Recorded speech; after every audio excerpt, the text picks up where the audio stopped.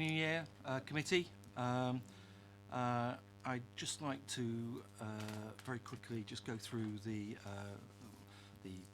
fire evacuation procedures and also introduce myself for the web. So my name's Councillor Stuart Frost, and I'm the chair of the EPH committee.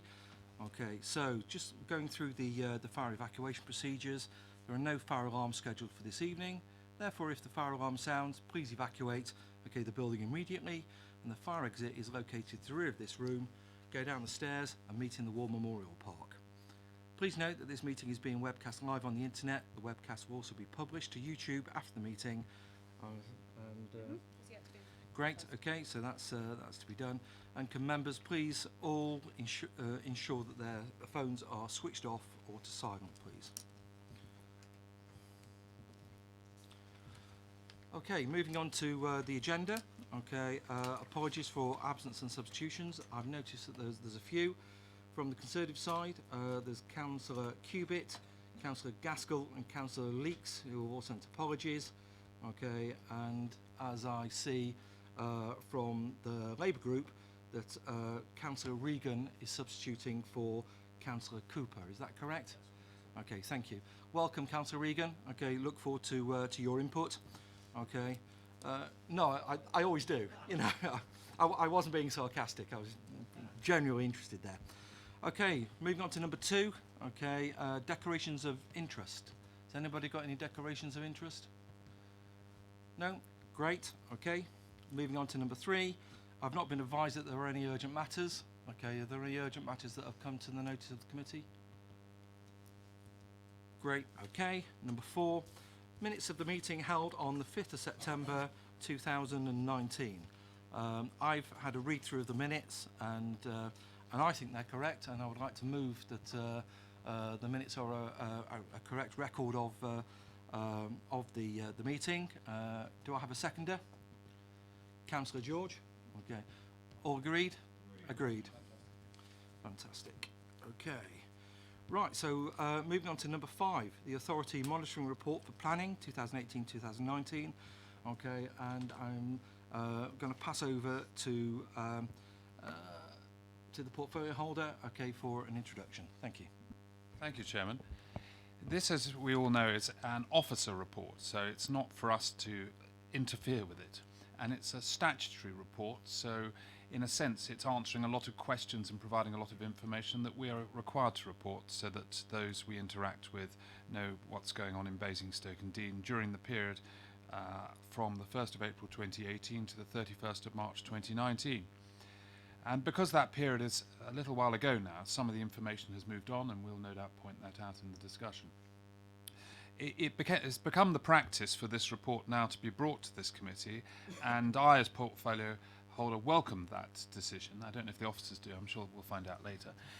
But I do, because in a sense it's a bit of a history lesson and a bit of an annual review, because it looks back at where we are, where we've come from, and enables us all to refresh our minds, especially if there's anyone new on the committee, and to refresh our minds and also to remind ourselves of where we want to get to as well. And so it is useful, and I hope you've all had an opportunity to look at it thoroughly. It does contain a lot of information, and I know shortly Joe will present it, and then your chairman, I'm sure, will find a way of taking you all through it. There are reasons to be pleased with the report. Our local plan is, again, I think we can say, performing well. The policies within our local plan have withstood legal challenges during the last year, challenges on the natural environment, challenges on the policy of strategic gaps, challenges on how we calculate our housing land supply figure. I think that from reading from this report, our local plan is working well in terms of our current policies on the natural environment being strong and robust. And we, of course, have, through the year, contributed with supplementary planning documents on a number of areas, and they're set out within the report.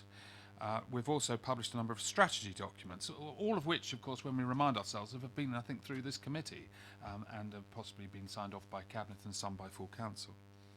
Perhaps the highlights, which Jo will want to tell you more about, or you want to ask her about, is that 1,200 new homes have been built in this period, and we have achieved 40% affordable housing. I say that again because, of course, as we're reviewing the local plan, I am hoping, this is a bit of a wind up here, just warning you, I am hoping that the Labour councillors will this time on the local plan no longer say at every twist and turn during the review of the local plan, we don't trust the Tories, they don't really want 40% affordable housing, they're never going to happen, and somehow or other, even though we wrote 40% in there, they thought that somehow or other we were aiming for 30%.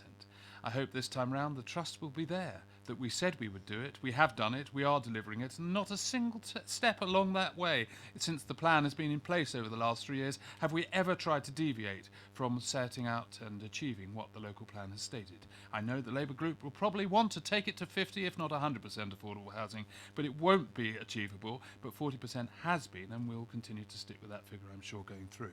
So that's the end of the tail tweak. There are a number of new neighbourhood plans that have come online during the currency of this period, and that's something that, again, I welcome. SIL has been introduced, not a lot raised, I think 0 actually currently, but we knew that when we implemented it would take time to come on tap, but at least we've done that. That seems to take an eternity for us to agree that. We have introduced Article 4 directions in a number of areas, and we've again raised that at this committee, thought it was a good idea to protect our business areas, and of course we're now at an opportunity to start to see how they function. We've looked at design quality, and we welcome the fact that Razors Farm has been raised as very good, whilst obviously having full in mind there are one or two areas, one that's rated poor within here, but in fact there's another area that we've looked at, and indeed as portfolio holder I've taken a very keen interest in and had the developer in to discuss what had gone wrong in the phase 1 of its development. I'm not going to name it, but it knows where it is, and those developers know who they are. Because in this borough we expect to have high standards of design and development, and we expect residents, when they go into the apple of their eye, their new home, they expect it to be just right, not to have the builders back in levelling up stairs and putting porches that are on the right way around, and goodness knows what has happened in one particular area. So we are very pleased with what's happened at Razors Farm. Now, I've said all of that because, of course, there are reasons to be anxious in this report too, as we have the problems with our 5-year housing land supply of deliverable sites, and we're currently in a situation where there's a presumption in favour of sustainable growth. And we've also have the difficulty of not having currently, as I understand it, a 5-year supply for gypsy and traveller sites. So those are things going forward that need to be addressed and dealt with. So I welcome Chairman listening to what members have to say about this, reminding us of the ups and downs we've had through the year, and obviously keeping all of us, because this is, I always see EPH as a team effort made up of all councillors, not just those who might be have their control on the steering wheel. There are many others who may shift their weight across the back seat and cause how fast we go around the bends. And it's a team effort, and I welcome hearing what people say as we move forward. So I commend the officers' reports, and that's probably all I can do. Jo would like to say something. Thank you, Councillor Raphael. I'd like to hand over to Jo for introducing the report and setting it in context. Thank you. Thank you, Chair. I think Councillor Raphael probably covered the key elements of it really. So I don't want to repeat too much of that. But it's probably just worth reiterating what the purpose of it is. So as it's a statutory document, there are two main purposes. One is to outline and monitor really the progress on plans over that year, which I will come back to. The other one is monitoring how our adopted local plan is doing. It's, as Councillor Raphael said, it's a little way kind of in the past almost now, looking at 2018 primarily. But it's a particularly useful tool now because we're at the early stages updating our new local plan. This can be used as a tool to kind of see whether there are policies that aren't working particularly well, or whether there's particular areas that we want to strengthen, for example, that are missing. So it's particularly useful, I think, for the committee as well to look at it in that way. I can go through it section by section, I mean, depending how you want to run it, but I can pick up the executive summary perhaps as a starting point. As Councillor Raphael said, really it's a positive story overall in terms of the plan. It is providing a very clear framework and for planning decisions, consistent decisions, and also decisions that are providing sustainable development. It's also worth picking up the neighbourhood planning aspect, because as well as monitoring the local plan, this authority monitoring report also looks at the 7 neighbourhood plans that we have had in place at that time as well. That process of looking at those was done very much hand in hand with the town and parish councils who've been involved in that process and have agreed the position in each case. So that's very positive from a neighbourhood planning point of view. That's probably all I say at this point.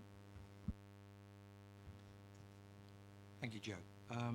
Okay, looking at the authority monitoring report, it's a big old document.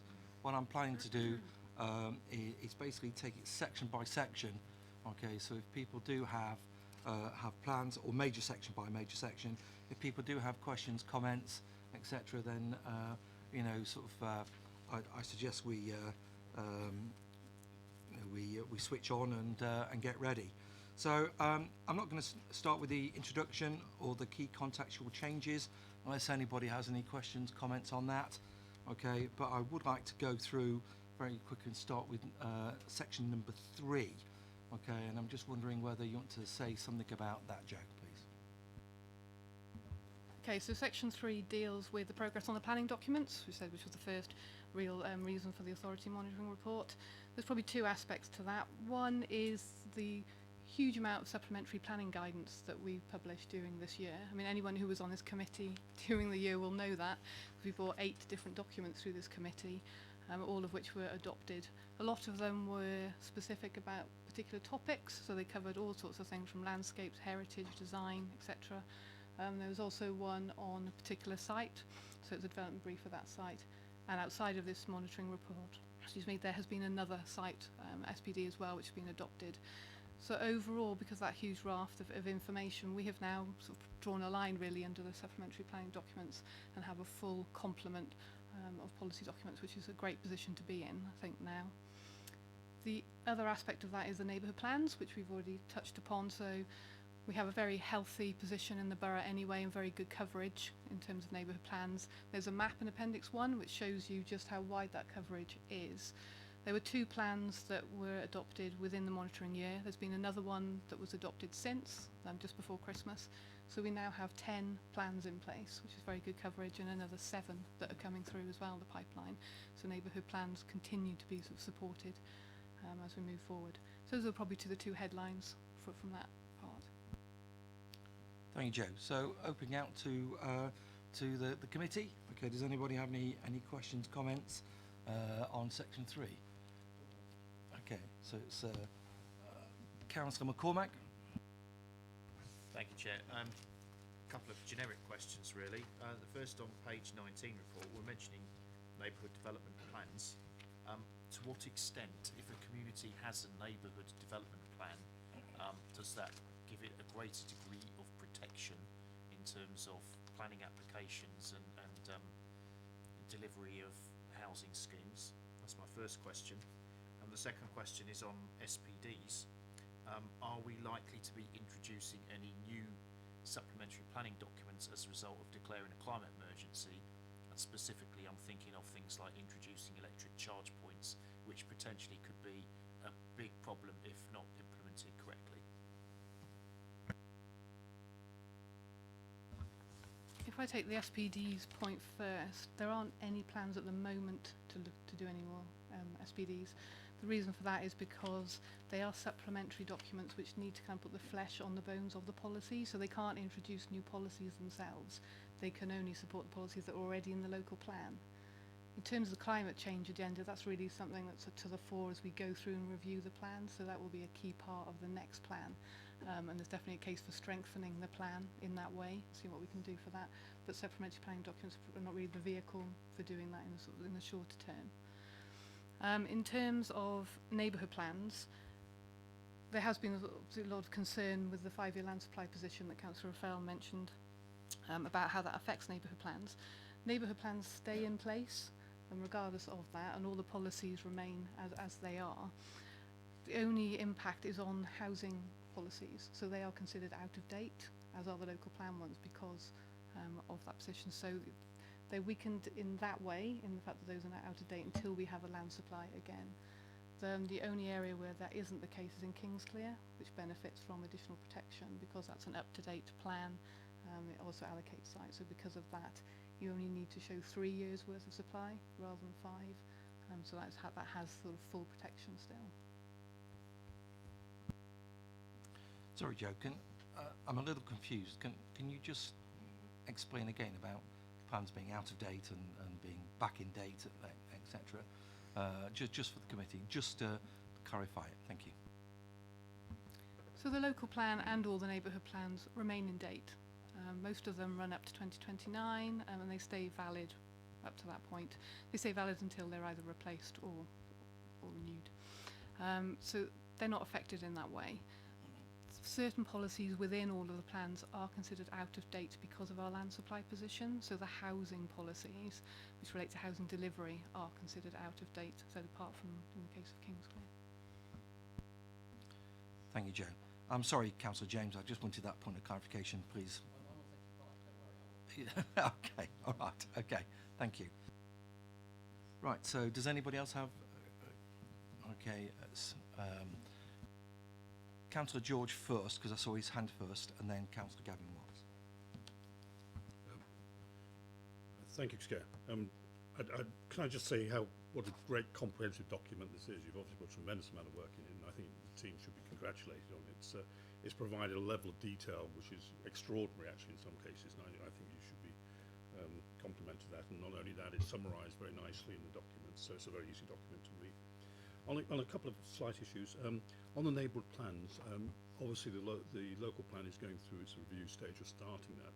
Can I ask, are we getting take-up from the parish councils and the groups now in terms of review of their own neighbourhood plans? Is that looking positive, or what's happening there? Because obviously, clearly, as the local plan is going to be reviewed, neighbourhood plans to stay relevant, particularly on the housing side, will need reviewing, and I'm just wondering what the take-up is on that. And the second question is really looking at the supplementary planning documents. It's just a question on this one. I think they all seem to be working reasonably well. The only one I'm slightly concerned about is the parking standards one, which seems numbers of applications come through, particularly on garage sizes and what have you, doesn't seem to be being taken up as well as we would have hoped. Can you just comment on that? Thank you. In terms of the neighbourhood plan side of things, reviewing plans, it's a mixed bag, really. Officers have gone out and spoken to all the relevant town parish councils to see what the interest is in reviewing it in due course. So it's a mixed bag. Some really don't want to do neighbourhood planning again for various reasons. Others want to review them to different levels as well. Some want to kind of update their policies in some cases because they think they're not quite achieving what they want them to, whereas others are potentially looking at site allocations and things like that. Where that is the case, we're generally saying to people if they can wait and do that alongside the local plan update, that would be useful for a number of reasons really, but obviously officers are there to support them through that. In terms of the 7 that are coming through, they are continuing with that. Again, for various reasons, they have local issues that they want to deal with, whether it be housing allocations or more detailed policies, and we're continuing to support them in that, so they're all continuing as they are. In terms of the parking standards, I'm not aware of issues with that, so that's something that would be useful to have some more detail on that, whether there are issues with that. Yeah.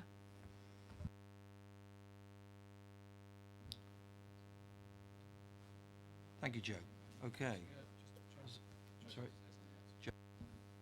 Yes, Councillor O'Farrell was just saying that we're doing a briefing note for town and parish councils as qualifying bodies, which will be going out soon, just to explain, because it's quite difficult technically and everyone's in a different position, whether it's worth them reviewing, when a suitable stage would be, and what types of review they can do. So.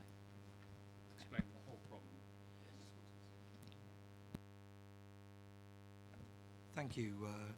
Councillor George, you have supplementary? No? Great. Okay. Councillor Watts. I also echo Councillor George's remarks. It's a detailed and comprehensive report, so well done there. Excellent stuff. Few questions, few statements. We're struggling to meet provision for gypsy and travellers sites. So what is the consequences? Excuse me, Councillor Watts, that'll be covered under section 5. Okay, we're just looking at section 3 now at the moment. please, All right, which I'll go is to I'll go to section 3 then. progress and planning documents. Thank you. So 3.5, that's in section 3, isn't it? Yeah, good. So disappointed in the government changing the goalposts in February last year. So again, we have top-down to local councils. Disappointed. Disappointed that we're not making our 5-year land supply, which is leaving us open to developers again. When we come to housing delivery windfall sites, I'd just like to know how we... Councillor Watts, again, you've moved, okay, with the 5-year housing supply comment, okay, into section number 5. Can you please Well, section restrict your it says questions to number 3? 3.14 is housing delivery. But section 3 is we're talking about the progress of the planning documents. Okay, so if you can I'm please confused. confine. If you look at page 21, which is page 1, okay, those are the sections that we're going in section by section. Okay, I'm happy to bring you in section right. 5. Okay.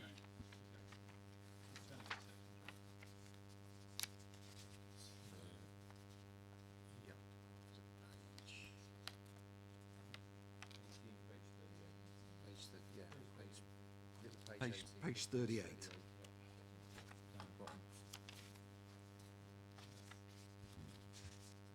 Just a bit further along. So, that's it, you're in section 3 now.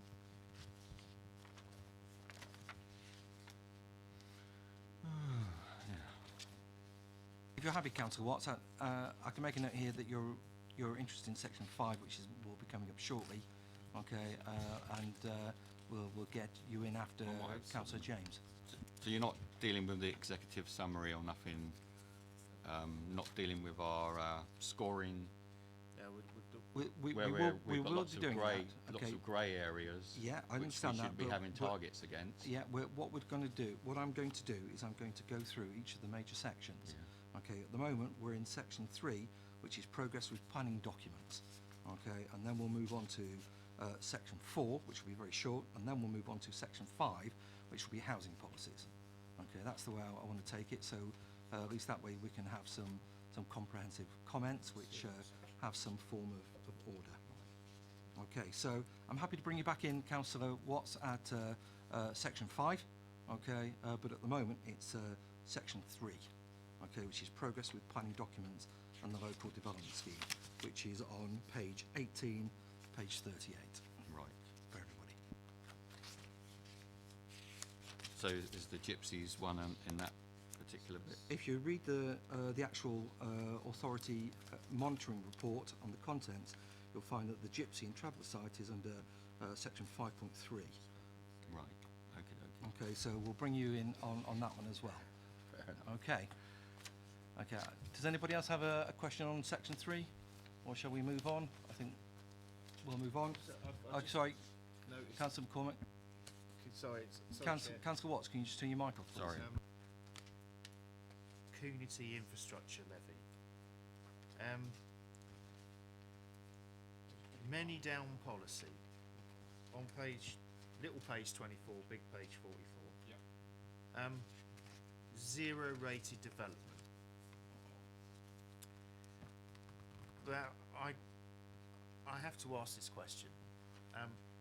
Are we realistically going to maintain that position when there is so much that is expected of many down, not least having super environmental houses which make it a 0 net carbon emitter or even a carbon sink? We're going to have to attract a lot of money in, and to really make many down a 0 net carbon community, we're going to have to spend considerable sums of money on the adjacent transport infrastructure, for instance, to increase the prospect of it happening. And a 0 sill, to me, seems an impediment to achieving that goal.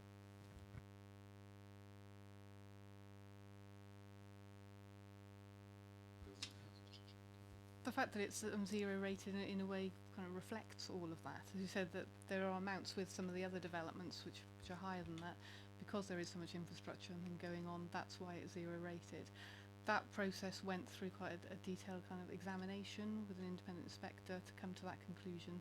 So that's reflected in this. This is really just reflecting the current position. Councillor McCormack, do you have a supplementary on that? Or? Well, it's more the concern that I have is okay. We'll be spending on infrastructure. It's difficult to see a direct correlation between spending in other areas and how it would benefit the local community. Whereas if we had an infrastructure levy, we could have local community services and bodies that would directly benefit from it.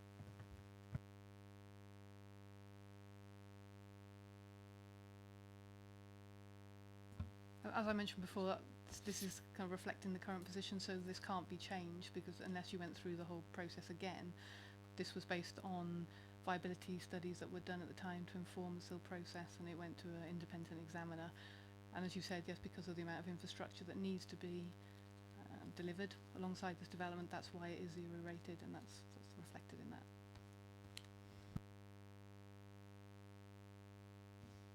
You have another one, Councillor McCormack? I saw a flicker of concern come over your face. Well, it's more when I hear things like it's been through a process and it's not going to be reviewed, but at some point the local plan is going to be reviewed. So my concern with Manydown is it's been many years in the pipeline. Once we start committing, there's no second chance on it. So what scope is there for a review?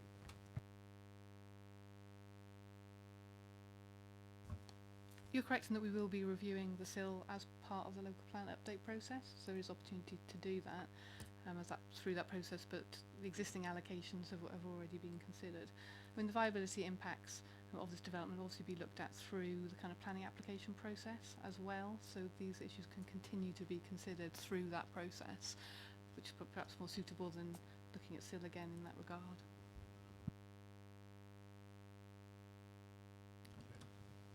Okay, Councillor Miller. Can I just probably contribute a little bit to this, because I think I recognise loud and clear what Andy's trying to get across. Might be SIL 0 rated, doesn't mean to say S106 doesn't come into play. They go alongside each other. You've got SIL is specific in its quite narrow, because I think we had a couple of good briefings from Mark Lambert, because he's Mr. SIL upstairs in planning. But don't forget about S106. S106 is a lot more flexible when you're talking about the various kind of community projects that you want to go along, something the size of Manydown. S106 will come into play. So please don't be disheartened because there's a big 0 on there against Manydown that we're not going to get anything, because there's a lot of money coming from other sources for the main infrastructure that's going to happen at Manydown. I won't go into any more details, Chair, but I think just putting that into context should give you a little bit of comfort that we fully appreciate your concerns, but there is another avenue of funding generation. Thank you, Councillor Miller. Okay, does anybody else have any questions on section number 3, or can we move on? I'll be moving on. Okay, so section number 4 is the duty to cooperate, which, unless anybody has any questions on that, okay, I will then move very quickly onto section number 5, okay, which will be just a quick introduction, okay, by Joe. Thank you. Thank you. Yes, so in terms of housing, as Councillor Raphael said, it shows that the plan very much is supporting the delivery of housing. We've had the highest level of delivery in this year for probably 10 years or so, with 1,200 units, and that's also reflected as well in the large number of affordable units, which was over 400. So delivery has been particularly high. The plan has also been quite successful in ensuring that they're the right homes as well. So the mix has been a good mix in terms of house sizes across the board, but also the 40% affordable housing has been achieved on qualifying sites as well, as was mentioned. Looking at it slightly more broadly, I think the policies have also provided flexibility, which was a key part of what members wanted this plan to do, to allow some development within the countryside as well, in rural areas. So there's been some development there, really based on sort of exception sites, which are meeting local needs, needs of older persons, So there's been quite a few schemes that have come through from that. It's about 130 houses that have gone in rural areas, so that's quite a success of the plan. The design quality side as well, obviously that's very high on the agenda in terms of improving the quality of the housing that we're producing. The Councillor Raphael sort of mentioned that as well, where we've got very good rated development for the first time with Razors Farm, and much less low level as well, and the one scheme that was permitted development scheme, so the authority didn't have any influence over that. So overall it's a very positive story, apart from the two negatives. As said, that we've had touched on the two reds as such in the executive summary, which are both about land supply, which I'm sure we'll have questions on. Thank you, Joe.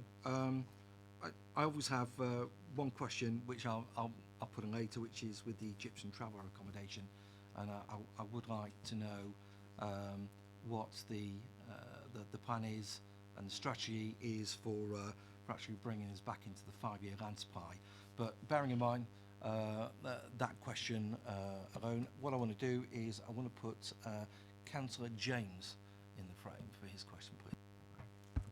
Thank you, Chair, and thank you for a fantastic paper. The officers have done a fantastic job, and the portfolio holder's contribution is probably average at best. He would expect no more. That's probably a compliment by what he normally gets.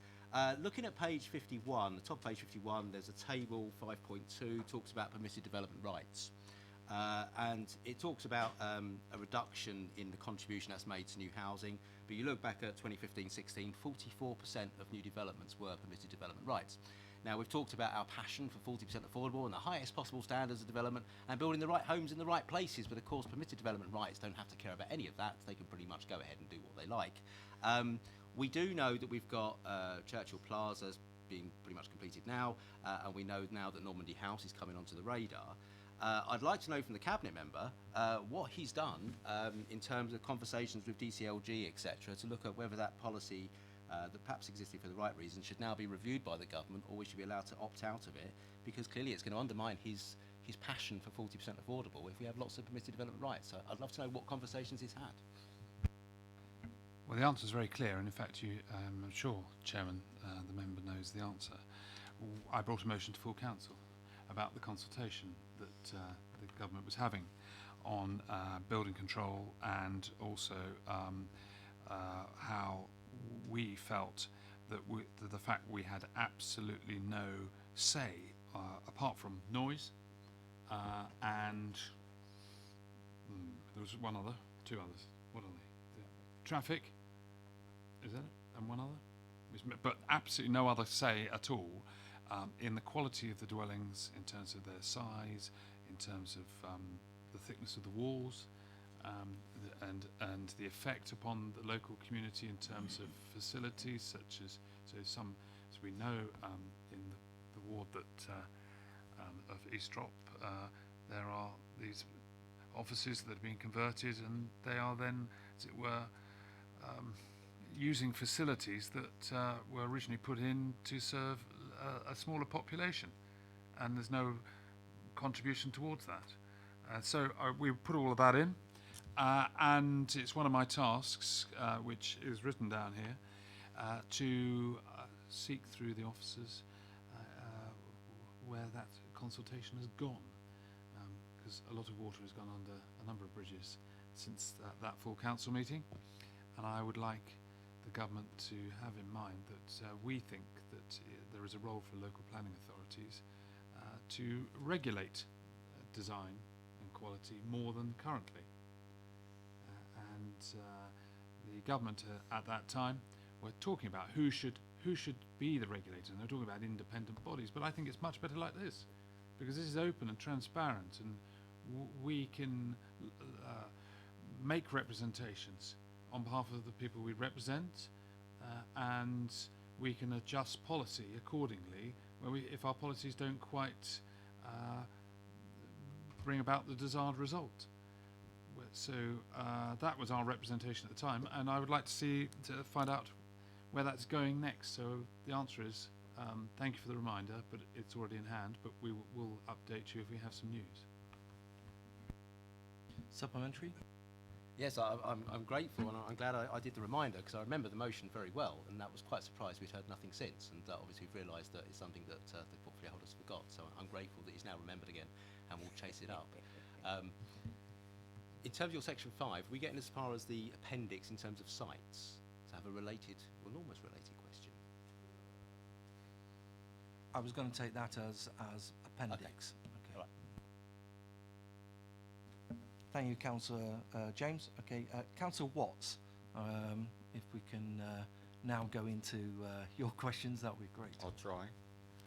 So, carrying on with permitted developments, it states that 74% of our housing standards were good or very good, but 26 were poor or average, and they are basically at permitted development sites.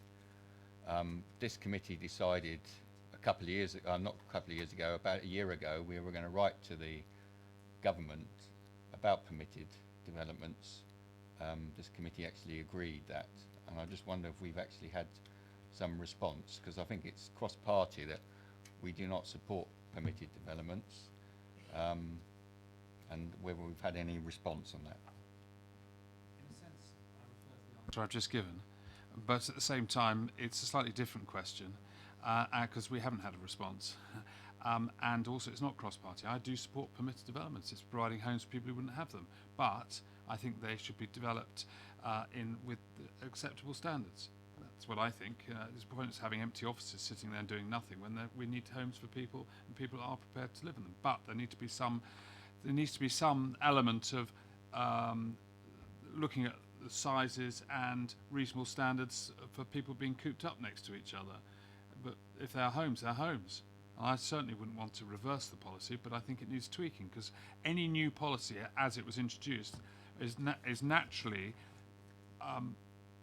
there is what you call the law of unintended consequences. A good thing then suddenly results in other things happening, and this is other things that are happening that we need to tweak to bring things back into balance, in my view.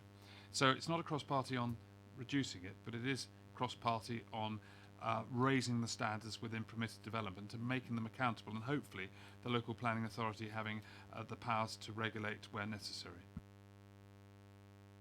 Yeah, I think we agree on that. We need to raise housing standards, and the government needs to give powers back to the local authorities to make sure those minimum standards are met in permitted developments. I think we all agree with that, and I believe we, as a committee, actually did write to the government 6 months ago, a year ago, and we're still waiting a response then.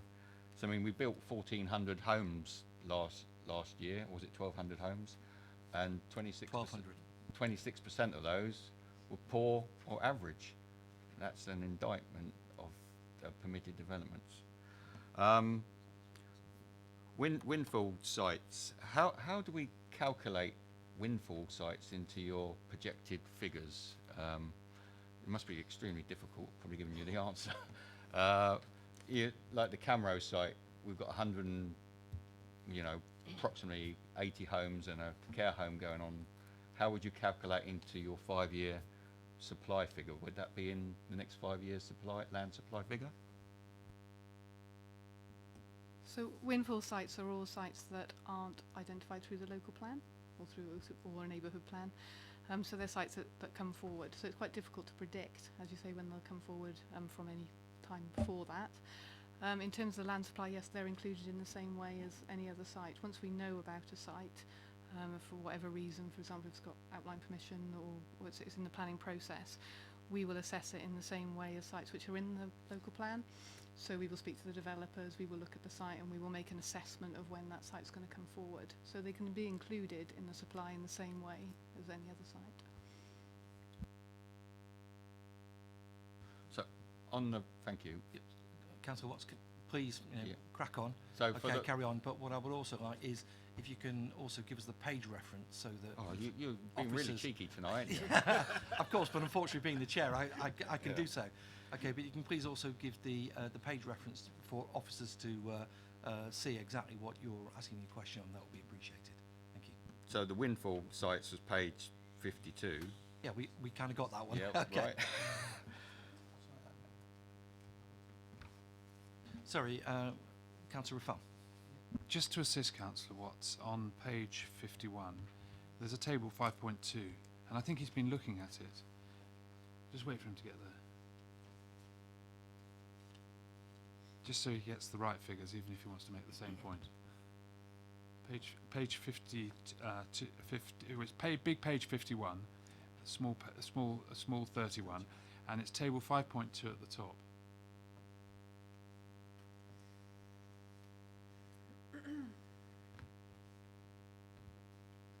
I'm pretty sure he's got the same set of committee papers as the rest of us. So you'll see there, table 5.2, it's the bottom, 2018-2009. So this report says 4 schemes have been created for office to residential in this year, delivering 33 units, which is only 3% of the total. So although you may have been looking at other figures to make the same point, it's actually quite a small amount for this current year, I would suggest. The same point still arise. Well, I just got those figures from the executive report where it said 26% didn't meet our housing standards. I thought it was 100%, isn't it? We can argue about statistics. I mean, I leave that to the officers to put me whether I'm right or wrong. Thank you, Councillor Watts. I'd just like the minutes to reflect that Councillor Watts made a comment about, I think if there is one house that is under standard, okay, I think it's one house too many, and I'm sure you probably agree with me, and I think that was probably the point you were driving at, Councillor Watts. Would you agree?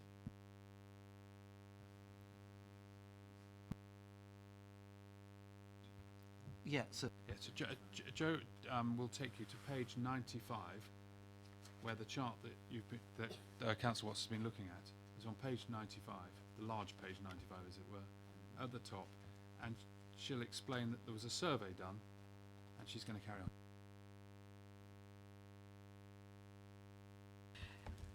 For the design quality aspect, there were only certain sites, so there were only 6 sites that were assessed through this because they met the criteria for that assessment. So it's a percentage of just those that were looked at. It's not a percentage of the overall amount of development that was delivered. So, I agree, but yeah, I think the point is noted though, isn't it, that really one house that's built to a poor standard is bad enough, really. So we'll let the minutes reflect. Councillor Watts, I'd like to come back to you with more questions and more page numbers, please. Gypsy Travellers, page 65. Earlier to my question, what was the consequences if we don't make this provision? And I presume that's in the 5 years as well.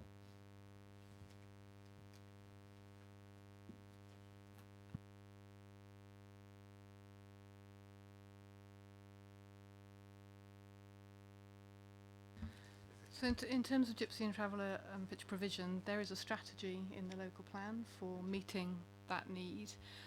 Over the local plan period, it was quite a low need of 9 pitches. 4 of those have now been identified, so there's a remaining need of 5 pitches. But in the 5-year supply, it's just 3 pitches. So there's a strategy in place where pitches should get developed on our allocations, our greenfield allocations. So the strategy for that remaining is that they will be delivered 5 pitches on Manydown and then a further pitch on the golf course. So once those 2 sites come forward, then that remaining 3 pitch kind of shortfall as such will be met. And until that happens, yes, you're right, obviously there's a risk that the fact that we don't have a 5-year supply will be considered in the planning balance when you're looking at those applications for Gypsy pitches. Any more, Councillor Watts? It's page 41, big page 60. Sites. It's our lowest figure on this particular chart, which is disappointing. We should be looking to build more on brownfield sites. None of us want development on greenfield sites. I mean, going forward, we've got many down south that's coming onto the agenda now. 11,000 homes up already in a crowded area. We should be looking to maximise development on brownfield sites, and I think we should do have an up-to-date survey on brownfield sites throughout the borough. Developing brownfield sites first is a key part of the plan, actually. So yeah, that is in there and that is reflected. And we do, through the SHELAR that we publish every year, do look at brownfield sites and the amount of development that we can accommodate on brownfield sites. So that is very much part of the strategy. The reason why it's quite low this year in terms of brownfield sites is because a lot of those have been developed already. We're now in the position where a lot of the greenfield allocations in the local plan are now coming forward, because they've taken a few years to come forward. So they're now making up a much bigger proportion of our supply. So that's reflected in those figures, and that's why you see the drop off in the figures. Councillor Watts, keep cracking on. Page 51, little 31, 5-year housing land supply. Do we get when is this actually monitored? What time of year do you actually calculate this 5-year land supply? So we monitor it in an ongoing way, but we have to do it every year. So we have to publish the position every year, which we do through the AMR. So it's published every December. But in terms of monitoring years, it's the position as of the 1st of April of that year. So this is the position as of the 1st of April 2019. And then we will update it, obviously, for the next April. Sorry, and that was stayed to April 2020. So we're at the mercy, basically, of developers. Well, I don't want you to say that. Councillor, if you can turn your mic off, please.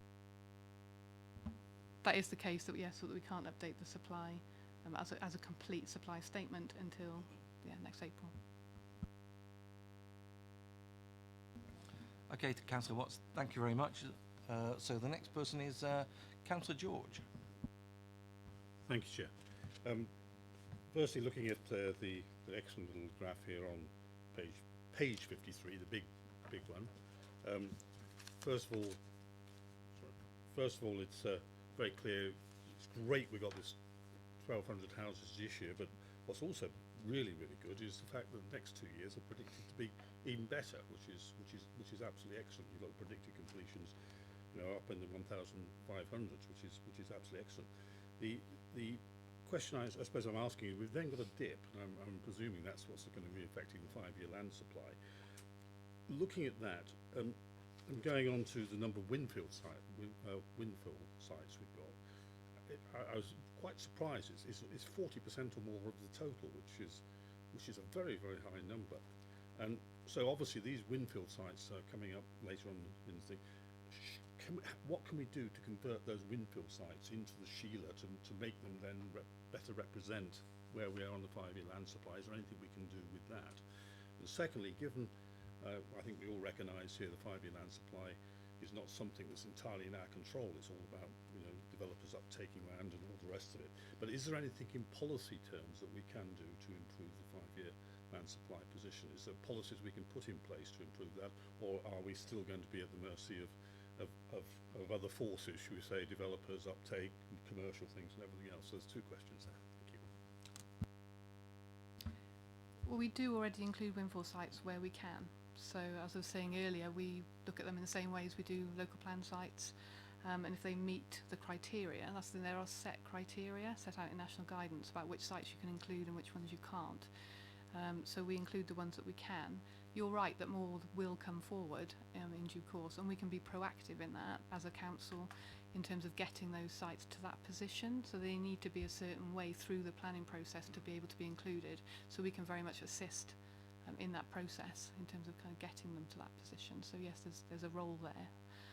In terms of kind of policy, we have a housing delivery test action plan already in place, which was published last July, which sets out a whole raft of kind of things that the council is doing and can continue to do across the council, so corporately, really, from sort of property services, all different parts, which is about proactively bringing forward sites. And we've put a lot of things in action already for example, development management side of things, having a much more focused, proactive approach. particularly with developers, where their sites potentially will be able to come into the 5-year supply. So that's already in post. Obviously, kind of from a property services more side, the delivery of our sites, so the delivery of many down will be key for that, particularly in terms of filling that gap. As you said, there is a dip there because you need sites like many down to be delivering by that point. So anything that we can do to kind of make those sites deliver more quickly, that's a very positive thing. Thank you, Joe. Thank you, Councillor George. Right, Councillor James, please. Thank you, Chair, and officers and Cabinet Member, we're pleased to know this is a question that probably won't get an answer tonight or any time in the next couple of months, and I'm not expecting one. Turning to page 71, big 71, SS7, homes around nuclear sites. In the last local plan, it was very clear you couldn't build any more homes. You were restricted in what you could do because you had to be able to deal with an emergency if there was one at the nuclear sites. Given the population of Tadley is 13,700 or something around there, and clearly I'm sure Rebecca has a plan to deal with if that phone rings and it's can you rehouse 13,700 people. I'm sure she's got a plan in place already. Actually, I'm sure she hasn't, and that's a phone that she dreads ringing. I'd like to understand why it's still a policy, and again, say not an answer tonight, but maybe we've got to go away and look at this, because it is obviously the second largest settlement in the borough. It's something we need to explore. There is an expanding population there. The housing demand is there like it is anywhere else. Why it still exists when clearly we've got to that critical mass where we probably couldn't deal with an emergency, but we still have the same rules in place to say you can't build on it. I appreciate it's a rule that doesn't come from the council, but it's whether as part of the council plan review process we're having those conversations with the health and safety people to say, actually, why is this still a policy? Yes, I mean, it is exactly that. So the policies is still in place in terms of the current adopted plan, and that reflects the advice of the off-site emergency group at that point. Through the review, we will be looking at that again, and we've already started talking to them about it and whether there is any potential to accommodate development there to meet their needs, as you said, as a large settlement. They have varying needs, and there's been very little growth in Tadley for some time, so that is definitely being discussed. Okay, thank you very much, Joe. Do you have a supplementary on? Okay, Councillor Watts, is this on section 5 again? Regeneration, big page 65. Been back on the council a few years now. This keeps coming up. Southam. Can you give us some details in Southam where the regeneration is going to be? 5.42, Fort Hill School. Hampshire County Council didn't listen to the local residents. They're going ahead building homes on that particular site. So the residents of Winklebury are very disappointed. They need a medical centre in Winklebury. 5.45, D-side is going along smoothly. It's due to be completion in June, which is good. So we've got 15 affordable homes, which is excellent. But Sandringham Court, as it said, planning permission was given in 2017, and we haven't even started building there, and it's not due to start in April, May time this year. And it won't be completed to the following year, 18 months time. So there's lessons to be learned for this council, the way the Housing Association has treated basically this derelict building is blighting the community. So there's opportunities for this council that were missed. We could have compulsory purchased that building and moved that along ourselves, but we're left at the mercy of poor housing associations. So I'd just like some sort of questions on regeneration, please. Sorry, that was some answers on regeneration. Is that Sorry. Yeah. Okay. Just.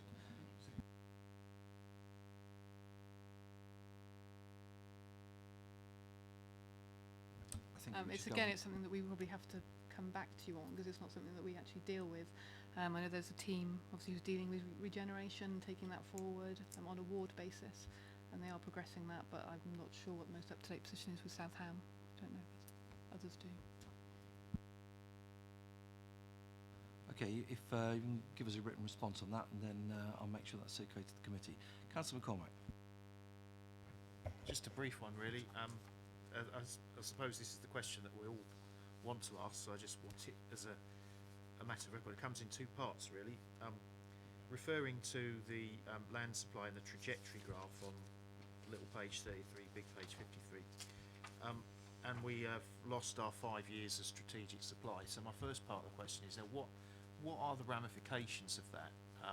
Other than obviously longer term, we lose control of our numbers and they get imposed on the government. Are there any additional ramifications that might come in prior to that or alongside it? And the second part of the question is, looking at that trajectory graph, it's difficult to know with the past completions prior to 2018-19.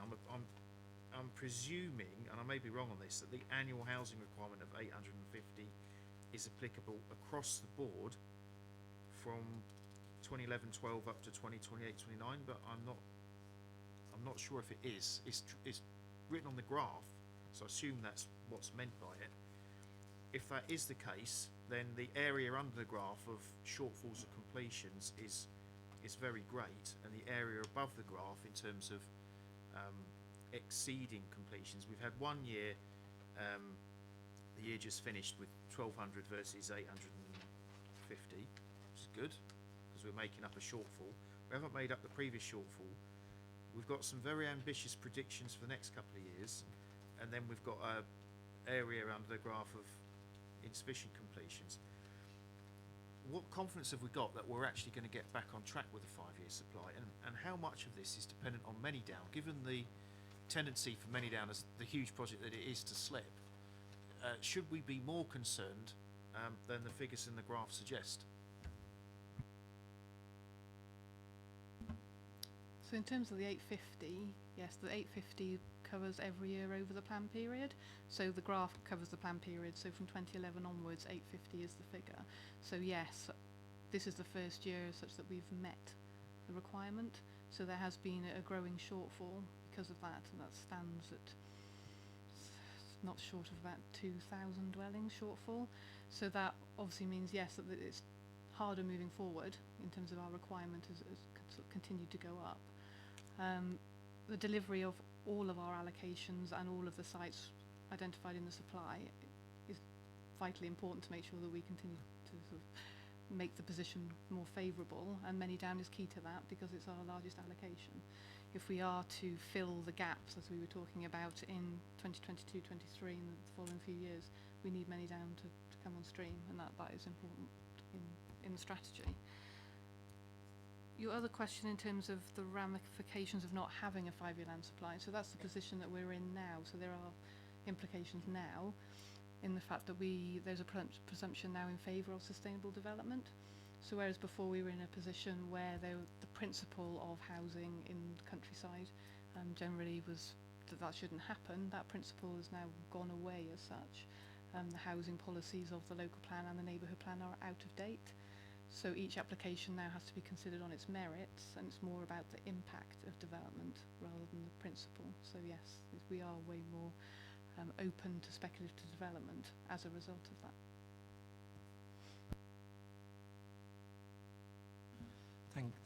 Thank you, Joe. Which obviously is one of the reasons why Waits have put in 100 odd houses extra into Oakley. Okay, much to the chagrin of my residents. Okay, Councillor Miller. I'd like to just, if I may, Chair, just go on about the theme that Councillor McCormack just mentioned. If you look, and I forget the page number in the local plan, but it's right up front, it gives us a list of all the housing sites that were identified at the start of the local plan, our current local plan, and it gives you delivery dates down the right-hand side. The statements in here are all correct because it's looking back on the past, but if you look back to that particular page in the local plan, you will see why we've got this gap in this particular graph, because that lack of delivery, if you look at the various sites, and they're all mentioned in here in the site pages, with the various explanations about when they might be expected to start to be delivered. I think that's the only thing that the planning officers here can do, because the reasons why the delivery is lacking is outside the control of this council. all the time. You look into that right-hand column. I think it gives you an insight. I took the trouble of reading most of this today because, of course, it's very relevant to what I do. And I asked the same question of myself when I first saw that graph. And it's the uncertainty of trying to project ahead, bearing in mind what has happened since 2016 in the adoption of the local plan as accepted by the inspectors, to actually make an accurate prediction of what we're going to be happening to our 5-year land supply. I like to be an optimist. And some of the smaller sites that are in the local plan still haven't come forward for all kinds of reasons, and they should be there. Opposite my own ward, east of Basingstoke, they should be building it. There's not a chance in hell there's going to be a house there in 5 years' time. Not our problem. It is not this council's problem. That's the frustration I think a lot of us have, that we facilitate as much as we can. The officers bend over backwards in trying to achieve this, and then we get stuck into this position, which is very unfortunate, and we don't have this 5-year land supply, especially when the inspector pulls a snap examination of the 5-year land supply in the middle of a planning inquiry last year, which really scuppered us. But I just thought that might help. A bit of background, Chair, just to show where we are, because I think it looks bad, I know. I would like to think it's not going to be so bad, because we know what we're trying to do, we know what we're trying to achieve with all the other stakeholders that we're involved with, some of them more helpful than others. Thank you. Thank you, Councillor Maher. Okay, was Councillor George. Thank you. Just on that graph again, could I ask, it's obviously a remarkable change where we're looking at tripling the number of houses being built in a year, from sort of 2016 right up to 2021. Could I ask, looking at that, other than tremendous amount of hard work that's been put in, obviously clearly to do this, is there any individual factor that's caused that incredible increase? Is there something behind that? Has it been market forces, or what has it been that's suddenly enabled us to produce 3 times as many houses as we did in 2016? It's really a result of the local plan sites coming on stream. So because we had the plan adopted in 2016, it takes a couple of years for sites to actually come forward in terms of lead-in times, the application process, getting the infrastructure in, etc. Those sites, a large number of allocations, are now delivering well. So that dip reflects that. They tend to go in waves because of that. They follow local plan cycles. Thank you, Joe. Okay, has anybody got any more questions on section 5, or can we move on to section 6? Okay, let's move on to section 6, please. So section 6 is about the environmental aspects. So the plan has been successful in directing growth to sustainable locations and protecting. Sorry, Joe, can I just interrupt? Yeah. Members, it's starts on page 97, little 77. Sorry, Joe, please That's continue. fine. So since its policies have been successful in protecting the natural environment and preventing development that would erode our green infrastructure network, for example. So no applications were permitted during the monitoring year which would impact negatively on designated areas, so sinks, sites of interest for nature conservation, triple SIs, for example, and also Thames Basin Heath SPA. Also strategic gaps, which Councillor Fell mentioned, no applications were permitted which would affect the integrity of those gaps. So those policies all seem to be robust and working well. The policies have also been successfully used to secure habitat enhancement and mitigation as well, so a positive sort of net gain rather than just about actual development itself. Also in terms of flooding as well, there's been no applications which would increase the risk of flooding. So on the environmental side, in terms of environmental protection, the policies seem to be working very well. Thank you, Joe. Councillors, does anybody have a question? Councillor James.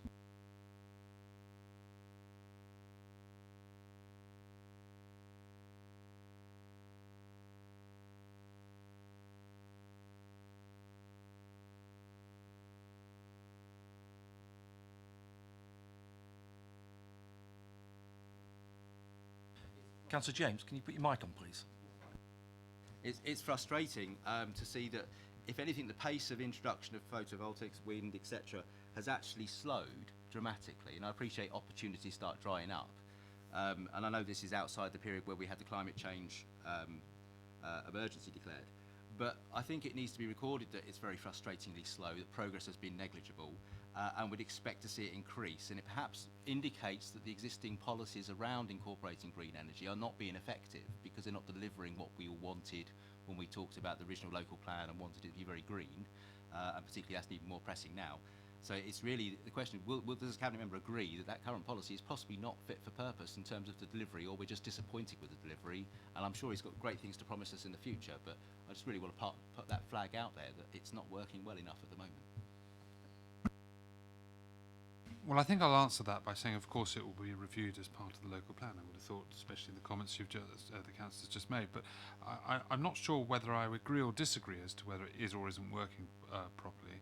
We know that in the period of time that we look at that chart at 6.4, wind energy as a proportion of wind energy generation, electricity generation in the country, has increased significantly, to the extent now as providing a significant percentage on a daily basis across the country. Now, that doesn't mean it has to have wind turbines in our borough to generate it. So although the figures may be low for us, that's because they may not be the best place for persistent generation of wind. I'm not saying that about sunshine. It's a different answer because hopefully we'll get a similar amount of sunny days here as other parts of the country. So it's not straightforward. And I know with anaerobic digestion, there's been a number of conversations about whether this is actually a sustainable form of fuel generation at all. So perhaps I wouldn't want to read too much into that chart, but I do agree that it's very helpful to look at the policy because technology is what is driving the change from old-fashioned fuel generation to better and cleaner fuel generation, and that technology is developing rapidly. So where we will be when we look at the policy and how we predict where we will be, say 10 years from that, it's something that will design a policy that will be different, I'm sure, from the policy we've got at the moment. Thank you, Councillor Raffel. Have you got a supplementary? Yes, a supplementary to that. I appreciate that wind can be generated in lots of places. Actually, generation of electricity close to its usage point is actually the most effective way of dealing with it rather than transporting it miles. And of course, we are a very large authority and a very wealthy authority, and we're relying on other authorities. And if we all took the view that, if every authority took the view that wind is a great idea but not in our patch, then the country would get nowhere. We are part of the solution. Until then, we are part of the problem.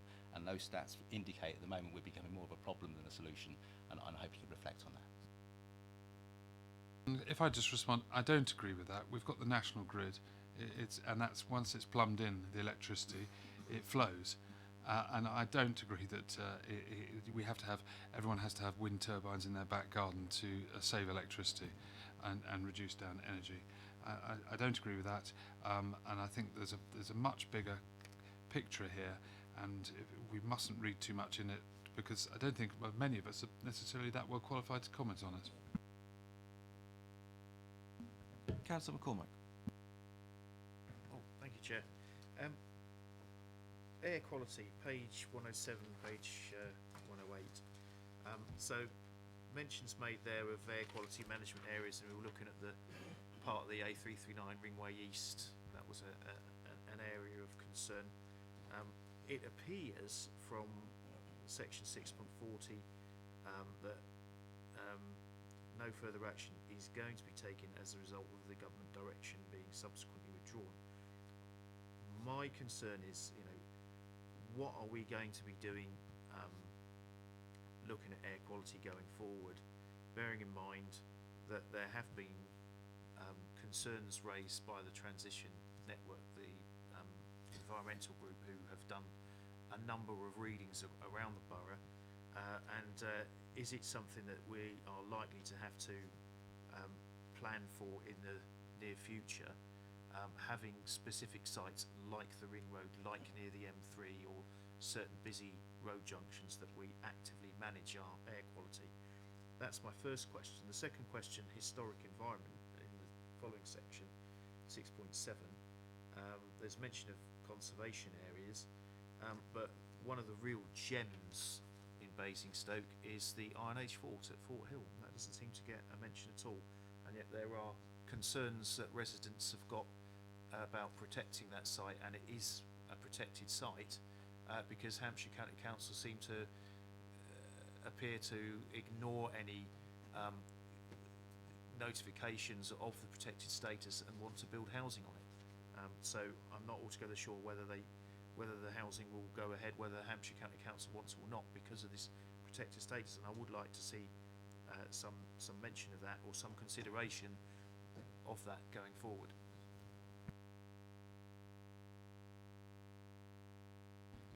Matt, Okay.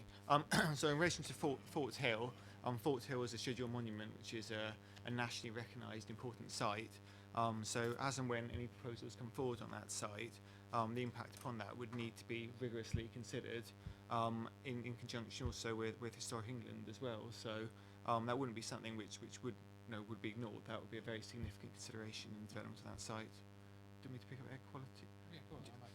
Just in terms of air quality, when we come to look at different sites through the local plan update process, one of the things we're considering is air quality, both in terms of the suitability of those sites, in terms of the air quality from external factors that already exist, but also the extent that journeys from that site could cause air quality issues. So air quality is something that will be considered through the future process.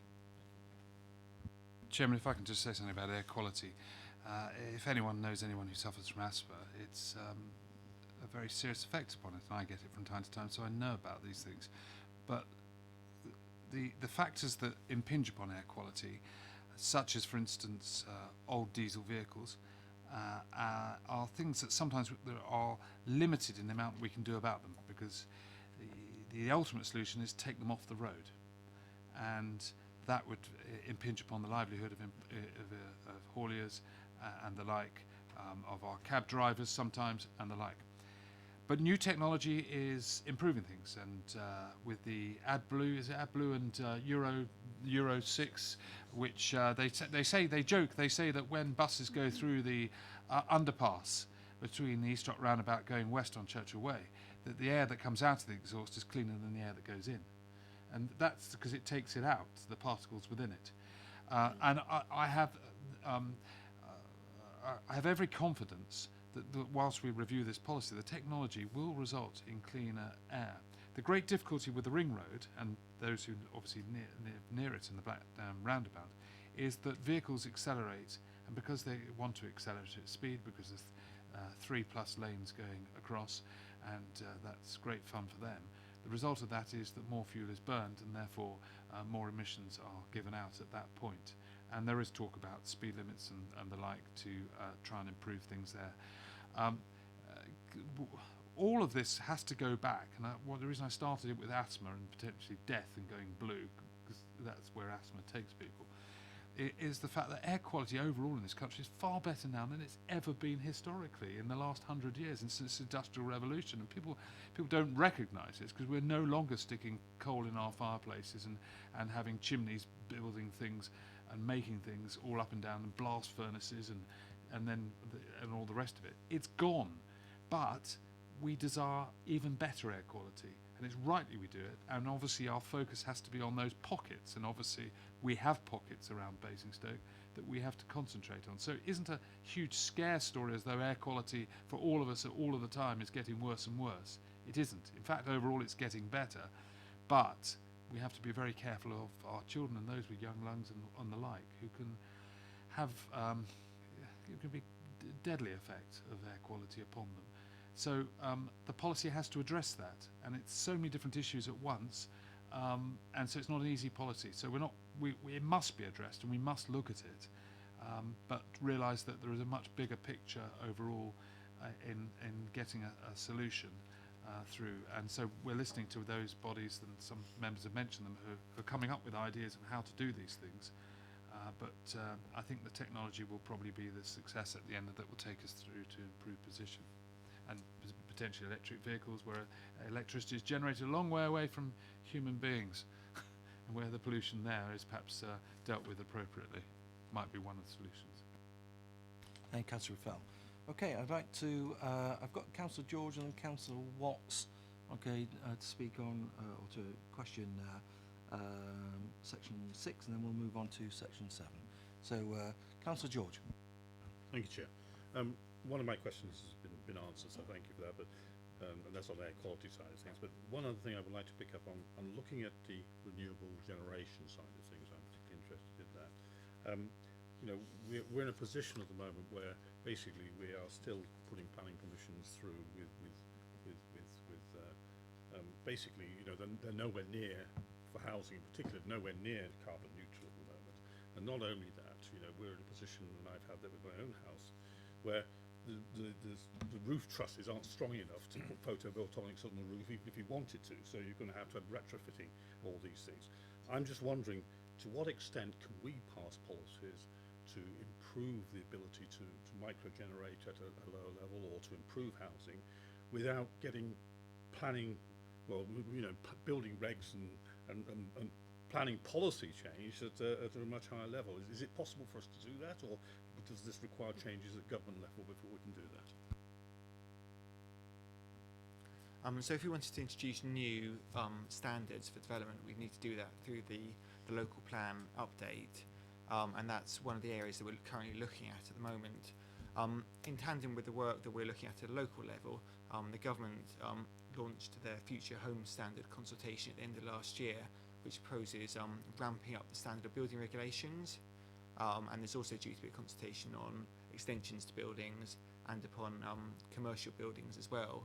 So I think the government, in the broader sense, is taking the matter seriously as well, as potentially could lead to building regulations tightening, which would raise the quality of buildings. And as I understand it, the higher standard they were looking at through the Future Home Standard would require a degree of micro renewables on the buildings as well, which would address some of the concerns raised earlier about the fact that not many micro renewables were coming forward in the borough.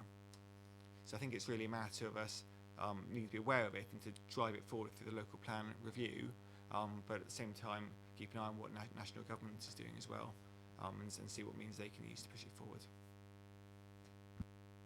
Thank you, Matt. You have a supplementary, or no? Okay, great. Councillor Watts, the final question on, or final set of questions on section number 6, and we can move on. Quick one again on air quality. It says no new quality management areas were declared. Did we have any targets to have any? No, it's only something which you have to do if a particular problem arises. So no. Councillor Ruffell. In response to Councillor George, I would like to see us, as a committee, when we're designing policies for the review, to designing policies that mean that, say, all houses have to have the potential for solar panels to be fitted, or they should be fitted automatically, for instance, and electric vehicle charging points. The infrastructure will, the starting point is the infrastructure is delivered to the front of the premises, because the technology thereafter will change. But that should be in it, and we should be looking at designing those policies ourselves, officers saying, yep, no, well, yeah, let's try, because we did that before with a number of our policies, and they got through, and they are now in the local plan. So I will want to collectively hear those ideas if I'm still the portfolio holder at that time.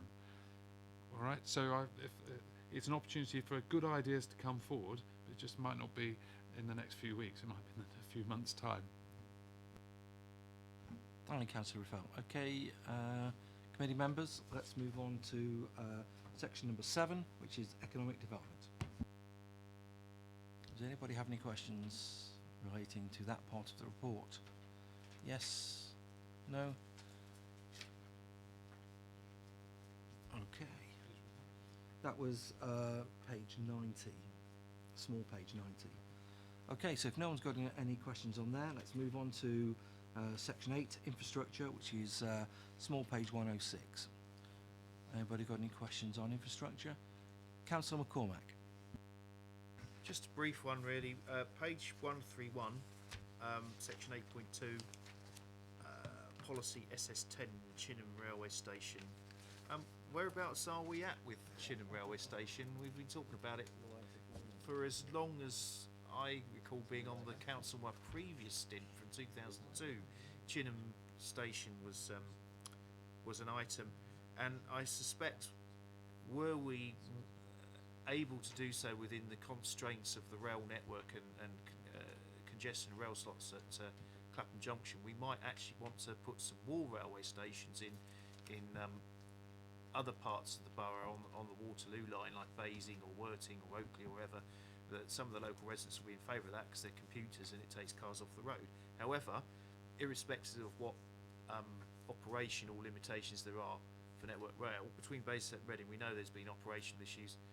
The last update I had from Chinham Station was, Hampshire County Council decided there wasn't a business case for it, which I found absurd because the projected passenger numbers were similar to Bramley, and there's no talk of Bramley not being a viable railway station. So I just wondered if the portfolio holder or any of the officers could give an update on where we are on Chinham Station. I do hope that we do eventually get to build Chinham Station, but it's been a long time coming. Councillor Fell. Chairman, can I thank Councillor McCormack for again the nudge on this. About some point last year, probably the earlier part of last year, we had a meeting with Network Rail, and what had changed was the frequency of services on the line from Basingstoke to Reading. Previously, they ran two vehicles, two trains, and they had to turn around and get back in time. So there couldn't be another stop on the line because it would slow it down and mean it couldn't come back and do two services an hour. They're now running, and had been running, three trains, and therefore they could actually effectively take longer, with one of them perhaps waiting at the other end. And they said to us that they were happy to review and look again at the business case for Chinham Station, which was fantastic, as the whole thing was back to the start. Let's have a look and see where it would go. So, and I've always been, within my responsibilities, keen to keep the site available for a station for as long as possible, because as populations increase, the demand would presumably increase for it. So that is where we are, and thank you for the nudge, because it's time we got another update. So we will go back and see them again and see where that's taken us. There are obviously there's limited money in the overall pot. Within the discussions we have with Network Rail, without wishing to open it up too much, there's discussions about how to get freight quicker through Basingstoke Station without it stopping, and whether it's got to go over or under the station, and that then impinges upon that particular line. There's all sorts of talk about what's happening at Bramley with the station, the crossing, and all sorts of problems there, which tend to slow things down. So there are other things going on, and obviously there is the discussion about whether we want a station to the west of Basingstoke to deal with the new and increasing potential population there, and whether we can get both or all at the same time, or whether it's one rather than the other, was part of the overall discussions that we were having. So, but all things were pushed onto the agenda of Network Rail by me and the officer team I was with, and I will look forward to going back and meeting with them again to see where those things took place. Very useful meeting, I have to say, because we had the county, I think, there as well, and various other people. Thank you, Councillor. Okay, are there any more questions on infrastructure? Section 7? Okay, no, so let's move on to, sorry, that was Section 8, infrastructure. So let's move on to appendices. I know that Councillor James has some questions, so if you can please let us know which appendix you're referring to and the page number so we can follow through. Okay, that would be superb. Thank you. Okay, I'm scrolling through this, so I won't give you an appendix number, I'll give you page 122.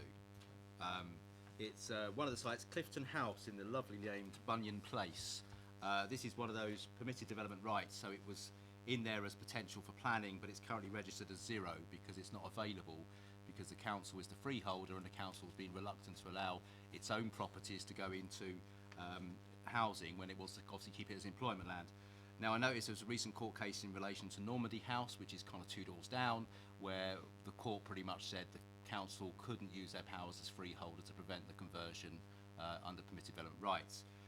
I'm assuming, and there may be a different lease set up, I don't know, but I'm assuming that Clifton House is going to be in the same category. So whether it should still be in the this is not going to happen and move to the it's probably going to happen kind of thing, because it would give us an extra 205 sites in our you know, in our 5-year supply, which isn't going to massively change it, but it's a contribution. So I just want a clarification from anyone, whether or not that's in the right place at the right time, or whether we need to move it across, or whether it's different. Thank you, Councillor. Jo? It's in the position that it is because it reflects the position as of 1st of April 2019, so everything in here reflects that time period. It is something that we will be re-looking at as we review it annually, as you said, in light of the court case, and whether there are any implications on that and other sites as well. Okay, thank you very much. Does anybody have any more questions on the appendices? No, have we captured all the comments and bits? Okay, Joe, Matt, thank you very much. Councillor Raffel, I'm assuming you, Councillor Raffel, you're staying to introduce. Okay, fantastic. Okay, so we just have a quick changeover. Okay.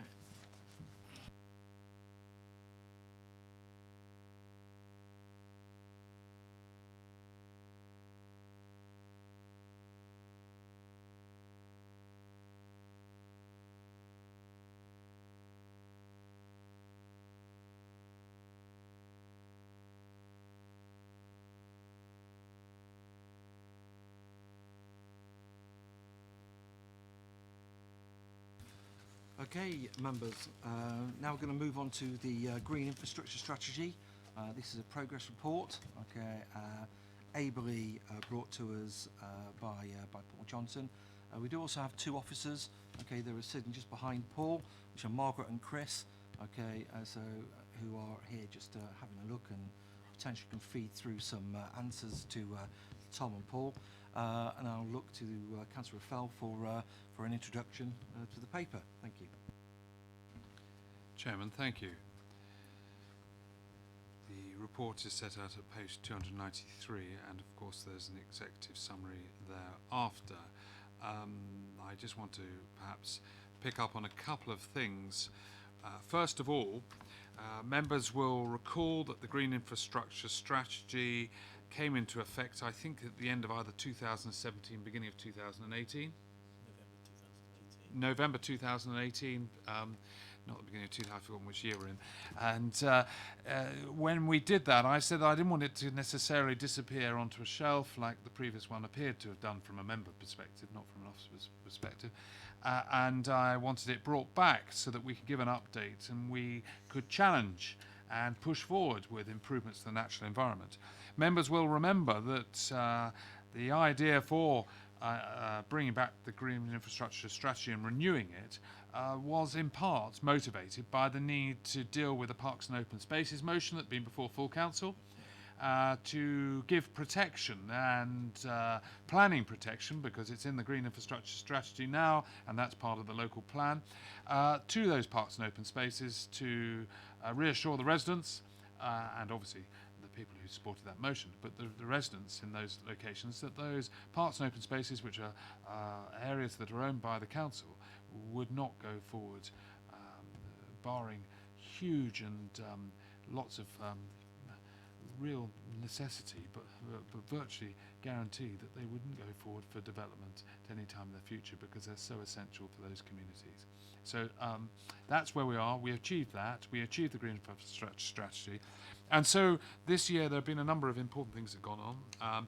The North Wessex Downs area of outstanding natural beauty has had its management plan renewed, and obviously the officers played a contributory factor and emphasis into that. I think it may have whizzed its way through this committee. It certainly went through cabinet, and we were very supportive. It's a great strategy for those who live in that part of the borough, and obviously that falls within the ambit of the Green Infrastructure Strategy. There's £800,000 that's been spent or earmarked for parks and open spaces, improvements to them within the current budget, as I understand it. There has been investment in dealing with our trees. In the current budget, we are going to have an extra person in there dealing with trees. That's the plan, because we need to maintain them, because trees on our land do tend to fall down from time to time and cause all sorts of hazards, and we need to maintain and look after them at a certain period of time. We've continued working hard with our volunteers across a number of agencies, and continue to work closely with Natural Basingstoke. We work with them in the Green Infrastructure Strategy right from the word go, and in a number of areas that I'll mention in a moment, we're working with them too as the representative body for a number of volunteer organisations in the borough. There are three things I want to mention to you that are perhaps our headlines before Paul will say some things about the details. And I'm going to ask him, I hope, Chairman, if you allow, for him to just take the headlines of some of the more detailed things that him and his team are doing, because, to be fair, in my time as portfolio, they've never really had an airing at this committee, and therefore they may well be things that none of you really know about. And if you haven't perhaps had a chance to read the report in depth, or you've read it but might like to hear more, it might be useful for him just to touch on those topics. But the three things I want to mention to you are these. Firstly, that there are, I think, 3 additional sites that are going to be regarded as important as open spaces within the urban environment that are getting the protection that members wanted. And we said that the purpose of this was to bring them back at this time and give them that protection. So there are 3. Paul will mention what they are when he comes to them. I can't remember what they are. There's one. Yeah. Somewhere it said 3, I thought. There's one, is it? There's one. Yeah. There's one. It's close to a roundabout, and possibly in Brookvale. Is that right? Yeah, it is. What's it called? Portaker Rise. I saw the map. Yes, I can only see the one map, so that explains why there's one. Okay, and then the second 2 important things that I want to mention to you, and these are new and hot off the press. This is probably the first announcement in the council ambit, although they have been mentioned to the public, some of them already. There are 2 important projects I'm bringing forward. One relates to Hatch Warren. And some of you will know that various volunteer groups have been working for some time to encourage and improve biodiversity within Hatch Warren. Some of it, you'll be aware, has taken way within the Beggarwood and Nature Reserve and to the south and surrounding areas. Some of you will have obviously know about Old Down, which obviously is actually technically, I think it's in Kempshott or even Dummer. I don't know, but it's Dummer. It's Dummer and Kempshott, but it's certainly not in Hatch Warren. Hatch Warren being south of the A30, the boundary of the golf course, the M3, and obviously bordering Brighton Hill. So what I have set up, and this is its title, is a biodiversity improvement zone for Hatch Warren. And we're working with the volunteer groups to work out how the green open spaces can, through cooperation with local residents, be managed in a way that enhances biodiversity. One of the key things that will make that happen will be the fact of how grass is mown. It's very easy for the council to do its cuts, which of course it does on its own land, and on the verges it does some of it under contract for the county council, some of the county council contracts done by an external contractor, which then cuts it regularly, and the grass going back in enriches the soil. The enriched soil causes the grass to go quicker, and it doesn't allow the natural chalk plants to thrive, and that then doesn't allow the bees and the bugs and everything else to thrive on them. And so the more expensive way of dealing with it is cutting and collecting. Now all of this has had to coordinate with the operations team in the borough, who happen to be getting some new mowers in through new investment, which have a collection, some of those will have a collection service to them to collect some of the grass off, which means it can be cut. It may not necessarily be cut less often, because it's necessary to allow these plants to grow up, but it will allow, as it were, the soil to become poorer, and therefore the beautiful plants thrive. Now, I know that's slightly adverse logic if you're a gardener and want to put manure on it and all the rest of it, but that's how it is. So, and I've been out there and met with them and all sorts of things. And we're just getting to the start of the new season, so this is why this is coming into play at this time. It's a piece of work. It's a start. We'll see how it goes in Hatch Warren and see where it takes us. If it's successful, we'll see where we can take it afterwards. If it has needs to make some adjustments along the way, we'll make them before we go anywhere else. So that's one exciting project. So a biodiversity improvement zone in Hatch Warren. The second exciting project that I've been working on with the officer team is to have an East of Basingstoke Natural Environment Management Plan. And I'm working with my cabinet colleagues for community safety and also for how we manage the maintenance of open spaces, so Councillor Leach's and Councillor Bound. Within this strategy, we have East Rock Park. We have areas that are sometimes not in the borough's ownership, such as the Basing Fen. We have the River Loddon. We have the route of the Basingstoke Canal. We have Basing House. We have Basing Common. We have Crabtree Plantation, which is in the Grade 1 listed, which is in the ambit of the council, moving down to the Black Dam area and moving up, of course, through the Common into War Memorial Park. And all these areas are interlinked, and it's always been my vision ever since I first heard about the Green Infrastructure Strategy that we should be looking at wildlife corridors from the centres of the urban environments out to the natural countryside, doing our best to see how we can protect these, whilst obviously they have to work alongside the built environment and the improvements and developments that take place there. And so this would be linking the urban parks to the countryside under one umbrella that can look at a number of the different issues that can take place in terms of improving biodiversity and restoring some of the natural environment and some of the wetland areas, and at the same time dealing with some of the many problems that occur with antisocial behaviour because hedges aren't maintained and people get up to all sorts of activities behind them, people racing motorcycles over open spaces when they perhaps shouldn't be, and in other areas there's the cultural link between Basingstoke and Basing House along the route of the Basingstoke Canal. And to that end, Basingstoke and Deane, for the first time in its history, and when I say its history, I mean the Basingstoke Canal's Joint Management Committee history, has joined the Basingstoke Canal Joint Management Committee. For nothing, I think we've done it, because rather than pay a fee, because we don't actually have any active waterway. But we are now back trying to take our role of looking at the Basingstoke Canal and its route, its historic route from East Rock Park to Basing House, and all the excitement that might generate and potential for some form of restoration of a route, whether it's walking or cycling or what else, out of Basingstoke through East Rock Park.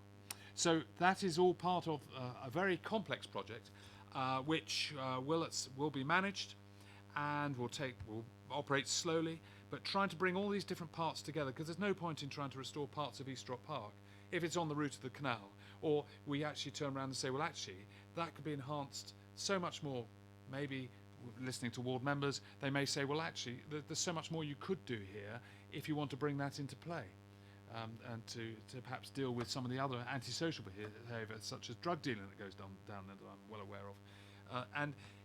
So this is a long-term project that's, as it were, been launched a little bit in the public domain so far, but it's now being launched by you. And obviously, if you want to ask me more, that's fine. But it's not really. It's coming under the umbrella of the Green Infrastructure Strategy. That's something we're going to do in going forwards, along with the Biodiversity Improvement Zone starting out in Hatchwarren. So that's my little thing. But the officers knew I was going to say that. Thank you, Councillor. I wish I knew. But there we go. Paul, if you'd like to lead us through the update, please. Okay, thanks very much, Chair. Right, okay, as Councillor Raffel said, this is the first update of the latest adopted Green Infrastructure Strategy. So it really just sets out the work that we've done over the last year and setting out some of the things, and also touching on some of the things that we're going to be looking at in the next year. Just as a bit of background, GI is an integrated network of natural areas and other green spaces that benefit the public and wildlife, providing a whole lot of facilities for recreation, exercise, habitats, sense of place, other benefits. In terms of the Green Infrastructure Strategy, it kind of like the work that we've been doing falls on a number of areas. Firstly, things like policy. Then we've got implementation and management, and then also partnership working. So they're sort of like three broad areas. So the Green Infrastructure Strategy really does set out from kind of like the beginning part of enabling right through to delivery. And over the last year, we've made some progress on all of those areas. As Councillor Raffel mentioned, we've adopted the North Wessex Downs AONB Management Plan for 2019 to 24. We are in the process of declaring another nature reserve up at Wigmore Heath in Tadley Bulkhurst area. That's a particularly special site as it's heathland, which there isn't actually that much of in the borough, so it's quite special, and that's why we've taken a focus up there. And as part of that work, we've actually created a volunteer group up there of people that are interested in helping us, so engaging the local communities, obviously another key tenet of the green infrastructure strategy. We've sort of like inputted to planning applications. We've also taken enforcement action against unauthorised tree work, so we've had 3 incidents of those this over the last year. 2 were successfully prosecuted in court. The other one was an out-of-court settlement. And also securing funding for Section 106 contributions for parks and open spaces works across the borough. So quite a lot in the planning and enabling part. In terms of implementation and management, we've got a couple of projects that are in the process of being developed at Beggarwood and Popley that are being funded through the Section 106 process, quite significant projects that they are there. At a smaller level, one of the actions in the GI strategy was to look at improving the beeline network, which is like networks particularly for bees.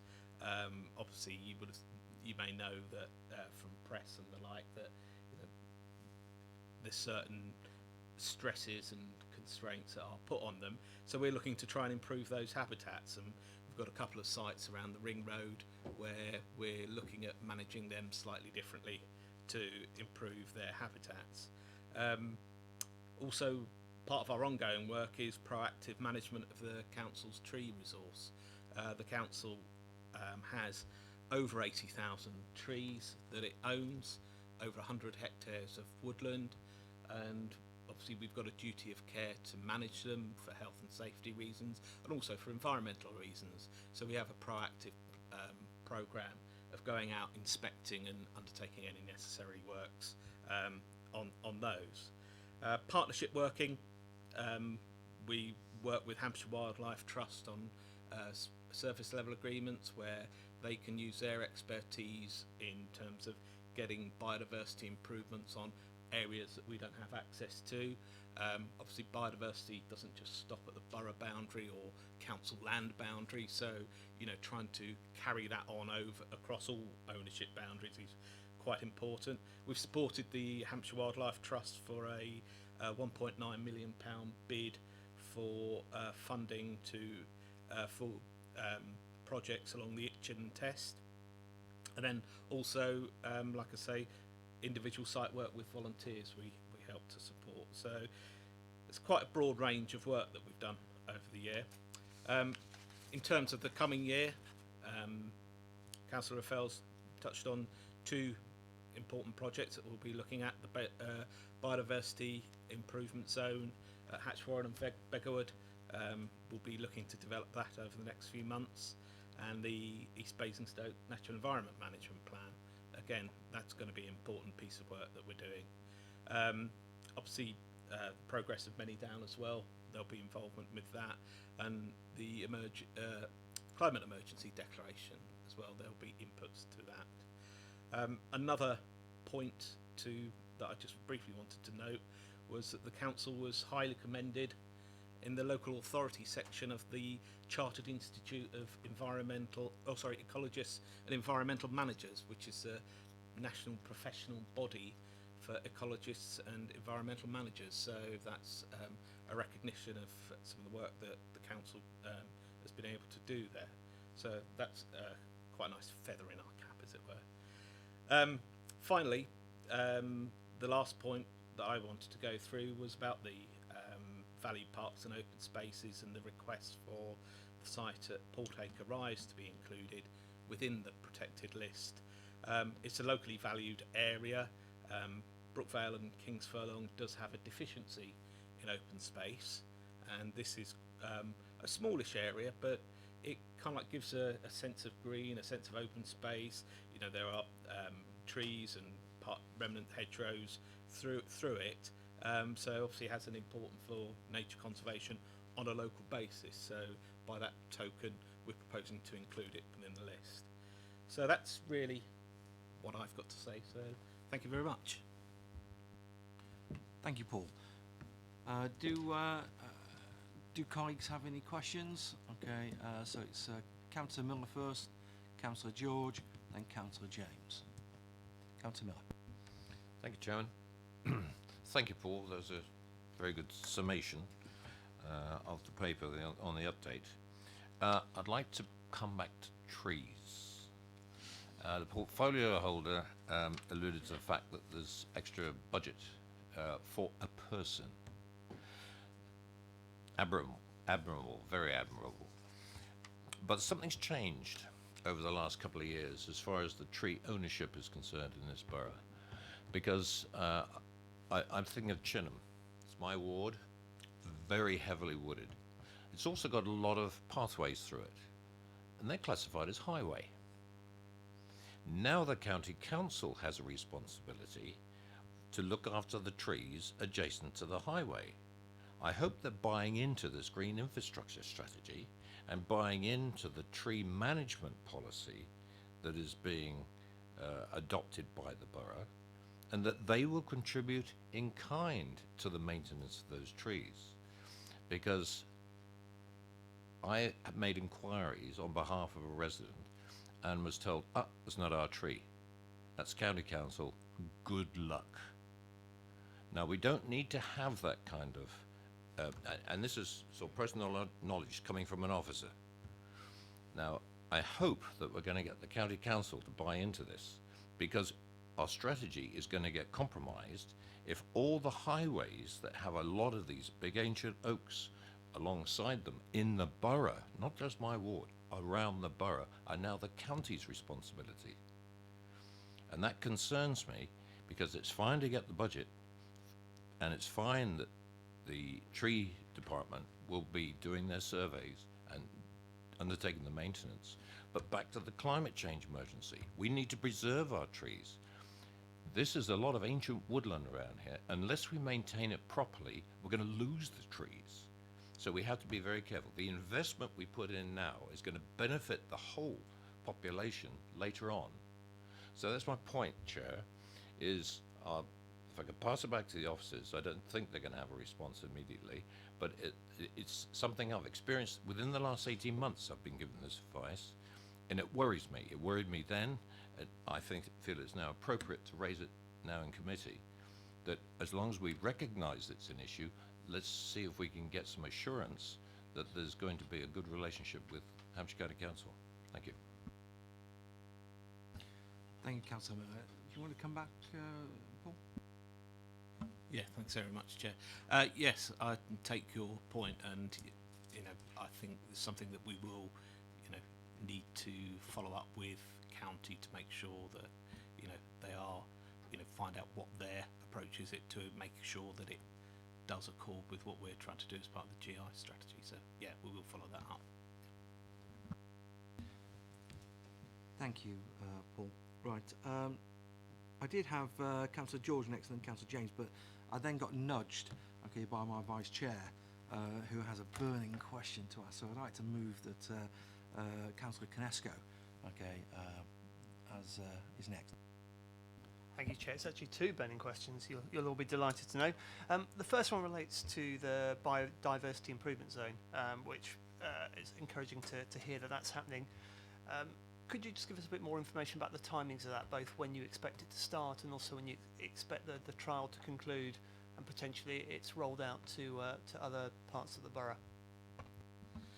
Okay, well, what we're hoping to do is the most appropriate time to start this work is sort of like April time.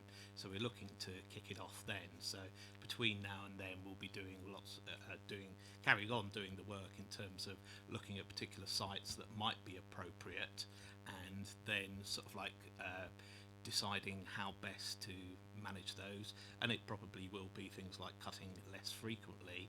And then what we will need to do over the year is to sort of like start off and monitor, see what species are there at the moment, and then after a year see how things are changed. I mean, obviously wildlife is, wildflowers are sort of like, we don't necessarily able to sort of like buttonhole them to sort of like producing results in particular times, but it's something that we will need to do to establish how successful it is, and then hopefully, within a year or so, we can look at how best to sort of like roll this out to different areas. I mean, I think the thing to say is that obviously the nature of sort of like soil and the like, it's not necessarily, because you get result A here, you'll get the same elsewhere. So some of it will be sort of like the goalpost may change slightly as we go through the process, but certainly the idea is to see how we get on in Beggarwood and Hatch Warren. And another point in that is, getting Hampshire County Council involved in that as well. I believe that they're open to that sort of approach, so that rather than just looking at areas that the borough council owns, we can look at county areas as well. So it's something that's a key project that we're looking to deliver. To say now what we will be doing and when will be difficult, but certainly it's something that we'll be rolling out. Thank you, Paul. Do you have a supplementary? I do, yes. The second question relates to a point you made, Paul, about the fact that green space isn't confined by county boundaries or borough boundaries, or it's not confined by ownership. How do we get the private sector to buy into our green infrastructure strategy and to support us and work with us on this? Well, in terms of getting, I suppose, the private sector involved, there's a whole number of ways that we can look at. But one of the ones that we are finding quite, successful at the moment is actually getting corporate working parties actually to,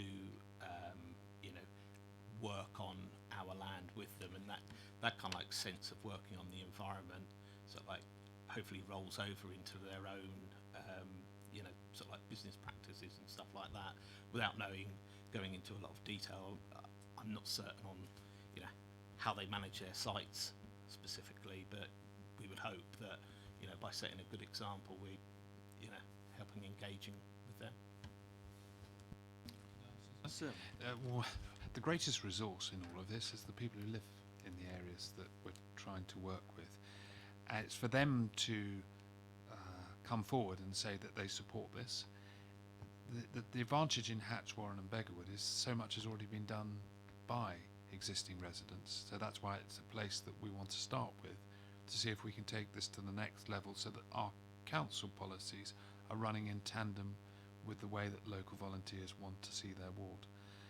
And then if that works, then who knows where it may progress to in due course. So we're making no commitment to wider until we've seen how it works in Hatch Warren, but obviously that's the idea, if it does work, to see where it can go beyond. But each ward is different for lots of obvious reasons, and what may be right in one place may or may not be right in another. But it really ultimately comes down to local residents saying, yes, we want to have an area that is rich in biodiversity, where people care about the natural environment in which we live to this extent or that extent, and the competing interests are taken care of, such as the dog walkers can carry on walking their dogs, such as the people who want to kick footballs can carry on kicking their footballs, and the people who like to see that certain areas are nicely mown because it makes the area look with sharp edges a bit smarter, and others, we've taken that into account as well. So it's about bringing people along and working with them for where they live. Thank you, Councillor Raffel. Okay, Councillor George, please. Thank you, Chair, and thank you for that report, Paul. It's more of a statement here, but first I'd like to really welcome the work you've been doing in support of the Watercress and Winterbourne project. I've been sort of working with them on that for about 18 months, I think it's been.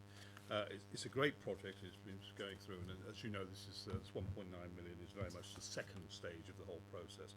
I think the point I'm trying to make is that during the first stage, the team have done a tremendous job at mobilising local volunteers and landowners and everything to come up with all the schemes and the projects in that area, which is excellent. And in fact, the teams have done a tremendous amount of work in terms of biodiversity assessments, water quality assessments. I think they even managed to find a colony of water voles, which nobody knew about near Overton, actually, which is very interesting. So they've done a tremendous amount of work in that area. Now, I'm aware that the bid result comes out, I think it's in March. This is March time. Now, if it's successful, that's great, and I really think, given the area we're talking about, which is the test and the itching, which are very sensitive areas, and I think as you know, Councillor Raphael knows, there are some water quality issues there which are very, very important actually for it. I think really we really would like to see us redoubling our efforts with this team, because they've really done a tremendous job, and the fact that they've got a lot of local volunteers already on board, which is doing work for nothing. You know, they've all been trained up on measuring pHs and turbidity and all this sort of stuff, and they know what little insects to look for in the water. It's tremendous what they've done. It's really, if it's successful, we should really continue to support them, but if it's not, what I'd really like to see is some sort of contingency plan in place, that we don't lose all of this tremendous infrastructure we've built up with the landowners and the people there, and we look at ways we can continue to support that team and get the best out of it, and not lose the impetus that's gone on before actually. So I really like, you know, we can obviously wait until March before doing this, but if we monitor it and just make sure that we don't lose this 18 months of tremendous effort that's gone in, and all the volunteers there who trained up and expertise, and we don't lose that. I want to make sure that continues going forward. Thank you, Councillor George. Do you have any comment on that, Paul? Yeah, just to briefly say that we obviously are in close contact with Maggie Shelton and her team on the waterborne and winterborne and watercress project, and yeah, it's part of one of our key biodiversity opportunity areas in the borough, for where, you know, any works would potentially have the greatest effect.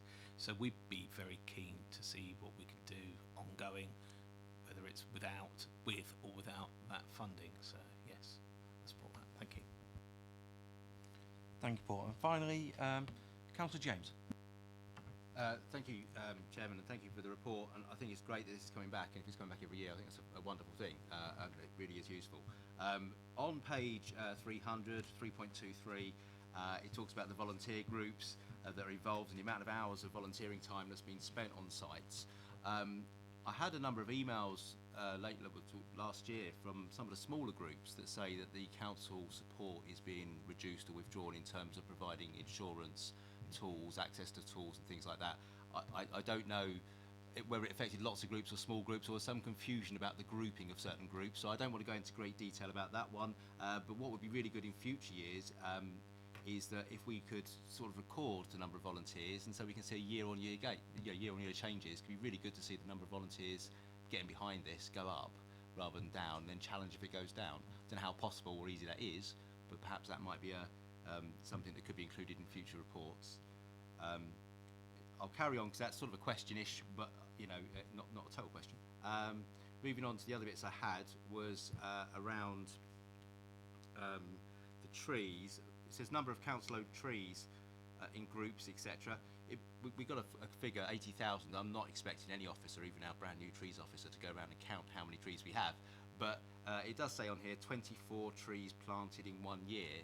And whilst I think it's really important that we always replace trees that are dead, dying and damaged, even if they're replacing with a different tree because it's unsuitable or a different location, given that reforestation is going to be one of the biggest things we can do as a borough in terms of tackling climate change, it'd be good to see a figure on there, you know, a lot more than 24, and hopefully have the money put behind it. So that's another comment I've made. And also to help Councillor Miller, I share his pain. What I have to say is if you contact the county council, they will remove dead trees, they will remove damaged trees, but generally any request for tree work gets forwarded to the legal department with the question, will we be sued if we don't do anything? And if the answer comes back saying yes, they'll do something. And if the answer comes back no, they won't, which is very frustrating. Their flexibility on tree management and maintenance is very poor compared to what we get in the borough. So I apologise, I didn't support the changes to the policy. Obviously, some people's county councillors in the room did support it, but not on this side or over on your vice chair. They were opposed. Thank you, Councillor James. Do we have a comment? Councillor James, can you microphone, please? Can I thank Councillor James for his comments? They're all on point, and just dealing with the health and safety issue, which is probably what he was alluding to about volunteers. It is something that's not in my portfolio, but I am dealing with it because it's very frustrating, and I share their frustration, but I also share the officers' frustration that if there is an accident and people aren't ticketed in the appropriate way, it will be the council that will come straight back, they'll come to pay out, and the insurers will say they won't. So these things have to be dealt with, but at the same time, I don't want to stop any volunteer from whose heart is in this, because it's so vocational, from being frustrated by things like that. I don't want to call it bureaucracy. So we're working on it, and there's still some way to go. About noting down how the numbers of volunteers and the support we get from the voluntary community, I think that would be a useful thing to add in as a little side comment along the way. Finally, dealing with reforestation being the solution to climate change in the borough. I'm afraid my maths doesn't work that simply, noting that there are a huge number of trees in the borough, and therefore whether that make a single difference to climate of our country, I'm not sure. I don't know the answer to that. But what I am prepared to do, and I'm not the portfolio holder responsible for climate change, I am prepared to discuss it with the portfolio holder who is, to see if together we can working out whether there is the potential and what the benefits from it would be for the borough, because there's been a lot of talk about this publicly, but not perhaps much knowledge as to whether or not it would achieve anything. And I think we ought to be able to address it and come up with a policy if necessary. If it's right, it would help, be useful. And the counterbalance to that is this. Personally, I believe that if we plant trees, we've got to manage the woodland. That which means cutting down timber when it gets to a certain age, and then planting new timber as a result. A lot of the people who talk about climate change want to plant trees and do nothing. And they think that's it. We can all live in some green, overgrown jungle. And it isn't the solution. It's about managing it, going forward into the future. And any strategy we put together as a borough has got to take that into account as well, it would seem to me. So I'm a great fan of trees growing and also being chopped down and used for logs and timber and everything else, and growing it ourselves rather than necessarily growing it abroad and transporting it. But if we don't start to look at it from that whole point of view, and if it's only being driven by what people say is possible, rather than actually knowing that it's achievable, then we won't get anywhere. So I'd like to start that piece of work this year, but I will bring it up with the portfolio holder responsible, because it probably is something that crosses several portfolio boundaries. But thank you again for the nudge on that, which is another useful comment coming out of this discussion. Okay, final question to Councillor McCormack, and after that I will I'm sorry, Councillor Watts, okay. Okay, I'm sorry, I beg your pardon. Okay, we'll go with Councillor Watts. Thank you, Chair. I welcome the strategy in Beggarwood and Hatchwarren to look at greater diversity, but it's got to be taken into the context of what's actually happening in this area, the massive development that is happening now and will be taking place in the future. We've had Kennel Farm that's developing now, which is parallel to Old Down, which is run by volunteers, which has ancient woodland, which that is going to have an effect on that particular site. And then we have the many down south coming from the Five Ways all the way up to Dummer. Again, that's going to have massive impact on Old Down. And then we go over to the golf club. When I go down past the golf club a couple of times each week with the dog or running, you look across and you see some fantastic trees in that golf club, golf course. I couldn't tell you what trees they were, but they're magnificent and they're big. And I'm thinking we're gonna chop them down, and we're gonna build houses. I don't know. I look across and I think it's absolutely it breaks my heart. Councillor Watts, it's my understanding that they do actually have tree preservation. Good. Okay, So I'm pleased about that. But you've got to take it into the context of what's actually happening in this particular area. There's going to be massive development, which is going to have extra pollution, extra vehicles, extra people. It's going to have a real impact on this particular area. And, so I welcome this, but is it really cutting the grass, not as much as we do now, really going to have an impact on this particular area? the cynic in me, I think it's just trying to offset all the massive housing development which is going to happen and impact this particular area. And on a parochial issue in South Ham, 3.7, we talked about £100,000 being spent in Popley and South Ham. Could we have some details of what money was actually spent in South Ham? Whereabouts those environmental renewal schemes were, please? Thank you. Thank you very much, Councillor Watts. Councillor McCormack. Just a brief question that piqued my interest on trees that the portfolio holder just mentioned there. We have a tremendous amount of trees in the built-up area of Basingstoke, more trees than we have people, something like 500,000, and we've probably got at least 10 times that much in the rural area.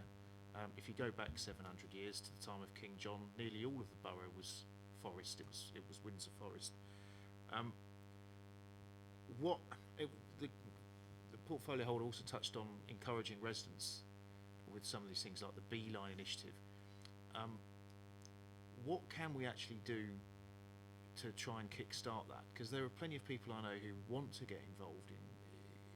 They want to know what they can do to do things for, say, hedgehogs, for instance, which is not mentioned in the paper.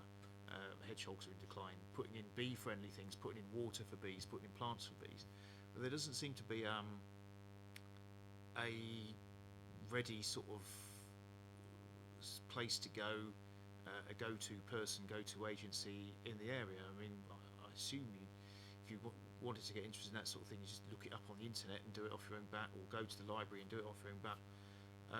Is there anything we can do as a borough to be a facilitator with some of the residents who want to get a kickstart on these things? Because I mean, the situation with bees in this country is very concerning. You know, the population's taking a nosedive. Without bees, we'll lose a lot of our flowering plants and ability to grow a lot of our food. It's really important, and there are a lot of very highly motivated residents out there who want to get involved.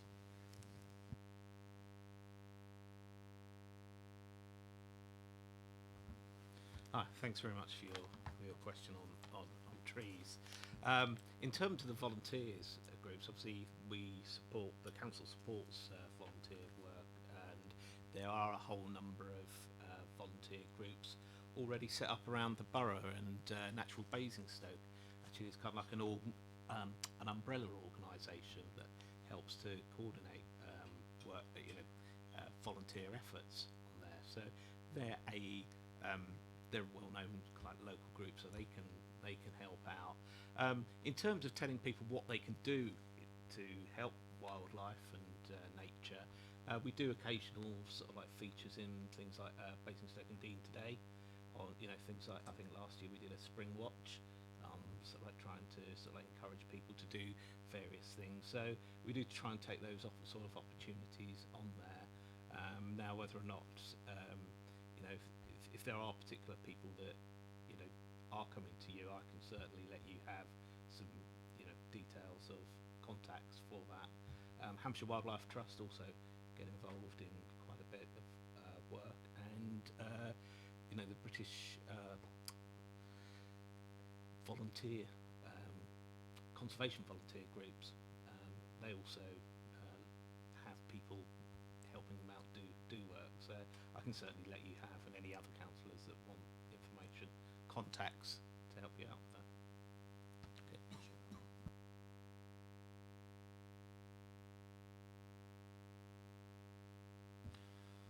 Okay, committee, thank you very much for that. There's quite a lot to get in there. Thank you very much, Paul, and your crew for your hard work and the report. So just very quickly summing up, and please forgive me if I've missed anything, but Paul and his team are going to look at how Hampshire County Council are going to buy into our diversity and green infrastructure strategy, and then look to launch the plan for Portacre, okay, in the spring, okay, this spring, so it's spring 2020, okay, for Beggarwood, yeah, okay, and then, and what about Portacre? When? Protected site. Sorry, I beg your pardon, okay, for Beggarwood. Okay, I was getting confused. Okay, so that's for Beggarwood. Okay, and you're also going to look on how to engage with the private sector. Okay, and bring them on board more fully, and then look if the Hatch, Warren and Kempshot as the Beggarwood area zone is a success, and how to roll this out to other parts of the borough, and then look to record in the report, which we'd like to come back to us annually. Okay, the number of volunteers, so at least that way we can monitor the number of volunteers that are involved, and look to come up with a plan to plant more trees to replace the trees that we're removing. Okay, and Councillor Raphael is going to look. On the trees, it was this. That a lot of people have been saying that we need to plant more trees to create a better air quality, to remove carbon, store it into trees, and it would be better for the planet and goodness knows what. And there's a lot of science behind that. But the question I was raising was to suddenly suggest that we should do it in Basingstoke and Dean. We've got to work out whether we could make any difference. Have we got enough trees? Are we already pulling our weight in that fact? Can we do it? Have we got the locations? Who's going to manage it? And all the rest of it. So it needs to be set out as a strategy. Thank you for the clarification. Okay, and then obviously Councillor Raphael is going to look at the insurance issue. Okay, with volunteers and tools. Then look to be a facilitator to allow people to come involved, and Paul will send out a list of contact details, probably for Natural Basingstoke, Hampshire Wildfire Trust, and others. Okay, if requested to do that. I think if you certainly circulate that to the committee, okay, then I'm sure because there are enough contacts from each of the three parties, we can disseminate them through our parties. Have I missed any points? Okay. Okay, so thank you very much for that.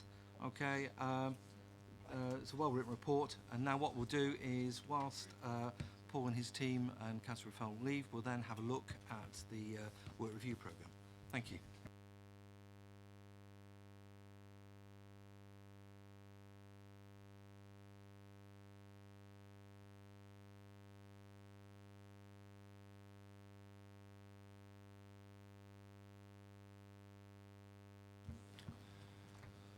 Okay, councillors, just looking at the work programme coming through. Okay, in agenda item number 7. Okay, we have some provisional reports which have been labelled TBC. The first one is the Housing and Homeless Strategy, which is a consultation on revised housing and homeless strategy. That will be coming to the committee in March. Okay, and I am yet to get an update from officers about the update to the infrastructure delivery and SIL, but obviously bearing in mind the fact that that was mentioned a couple of times this evening. Okay, sorry, Rebecca. Chair, we're still waiting for the government's announcement on SIL and the infrastructure, and the point of that report was to bring it back when the government makes that announcement. So as soon as that's done, we'll bring it back to the committee. Thank you very much. Okay, so I hope that that's okay with everybody. If we then move on to the review groups that we've got, the task and finish group. Okay, the first one is to review the council motion on the management companies and the non-adoption of road and the environment in development. I've actually got an update. It's a very small update from Councillor Janet Westbrook, who's leading this. Okay, and she basically has told me the work of the task and finish panel has been progressing well, and with the input of guidance, of officers from various departments. This has been much appreciated by members of the panel. As our report states, the next meeting is on the 14th of January next week, where we are hoping to agree recommendations for consideration by EPH at its next meeting. So I'll be looking forward to that coming forward to the meeting in March. Okay, and then the final task and finish group, okay, which has Councillor Laura James as the lead member, Okay, I don't have any update on at this moment, so I will continue to chase. Councillor James. I actually sit on that, but obviously you can see in the comments, obviously whilst the legal case was going on, the committee couldn't really meet or discuss anything because it was all out in the courts to deal with. I think it's really important that we get back onto it because obviously the courts made the decision that the council's whatever you call it, I've forgotten the word of it now, was appropriate. Where the way commissioned it and out and got their partner was okay and lawful, and therefore I guess it's going to go back on track very quickly. And the whole point of it is understanding as obviously it's got to go through planning, and SS9 itself does actually make a real planning problem for getting it through planning. But as landowner, as freeholder, we can have some influence over conditions in the lease anyway, in terms of making sure that we don't just lift up Festival Place and stick it somewhere else. So I think it's really important we get into that very quickly, because I guess New River are itching to get on with it, as it should have been finished in 2018 and it hasn't started in 2020. Thank you, Councillor James. Yeah, I think the word was procurement. Okay, that you were looking for. Okay, but yeah, certainly. Okay, I mean, obviously we will we look for Councillor James at the moment to lead that. Okay, and as soon as I get any update, I will update the committee. Okay, then thank you very much. A meeting to be arranged. Thank you. Has anybody got any more questions about the work streams? No? Okay. Thank you very much, committee members. Okay, Happy New Year, and I'll close the meeting at 8:42. Thank you.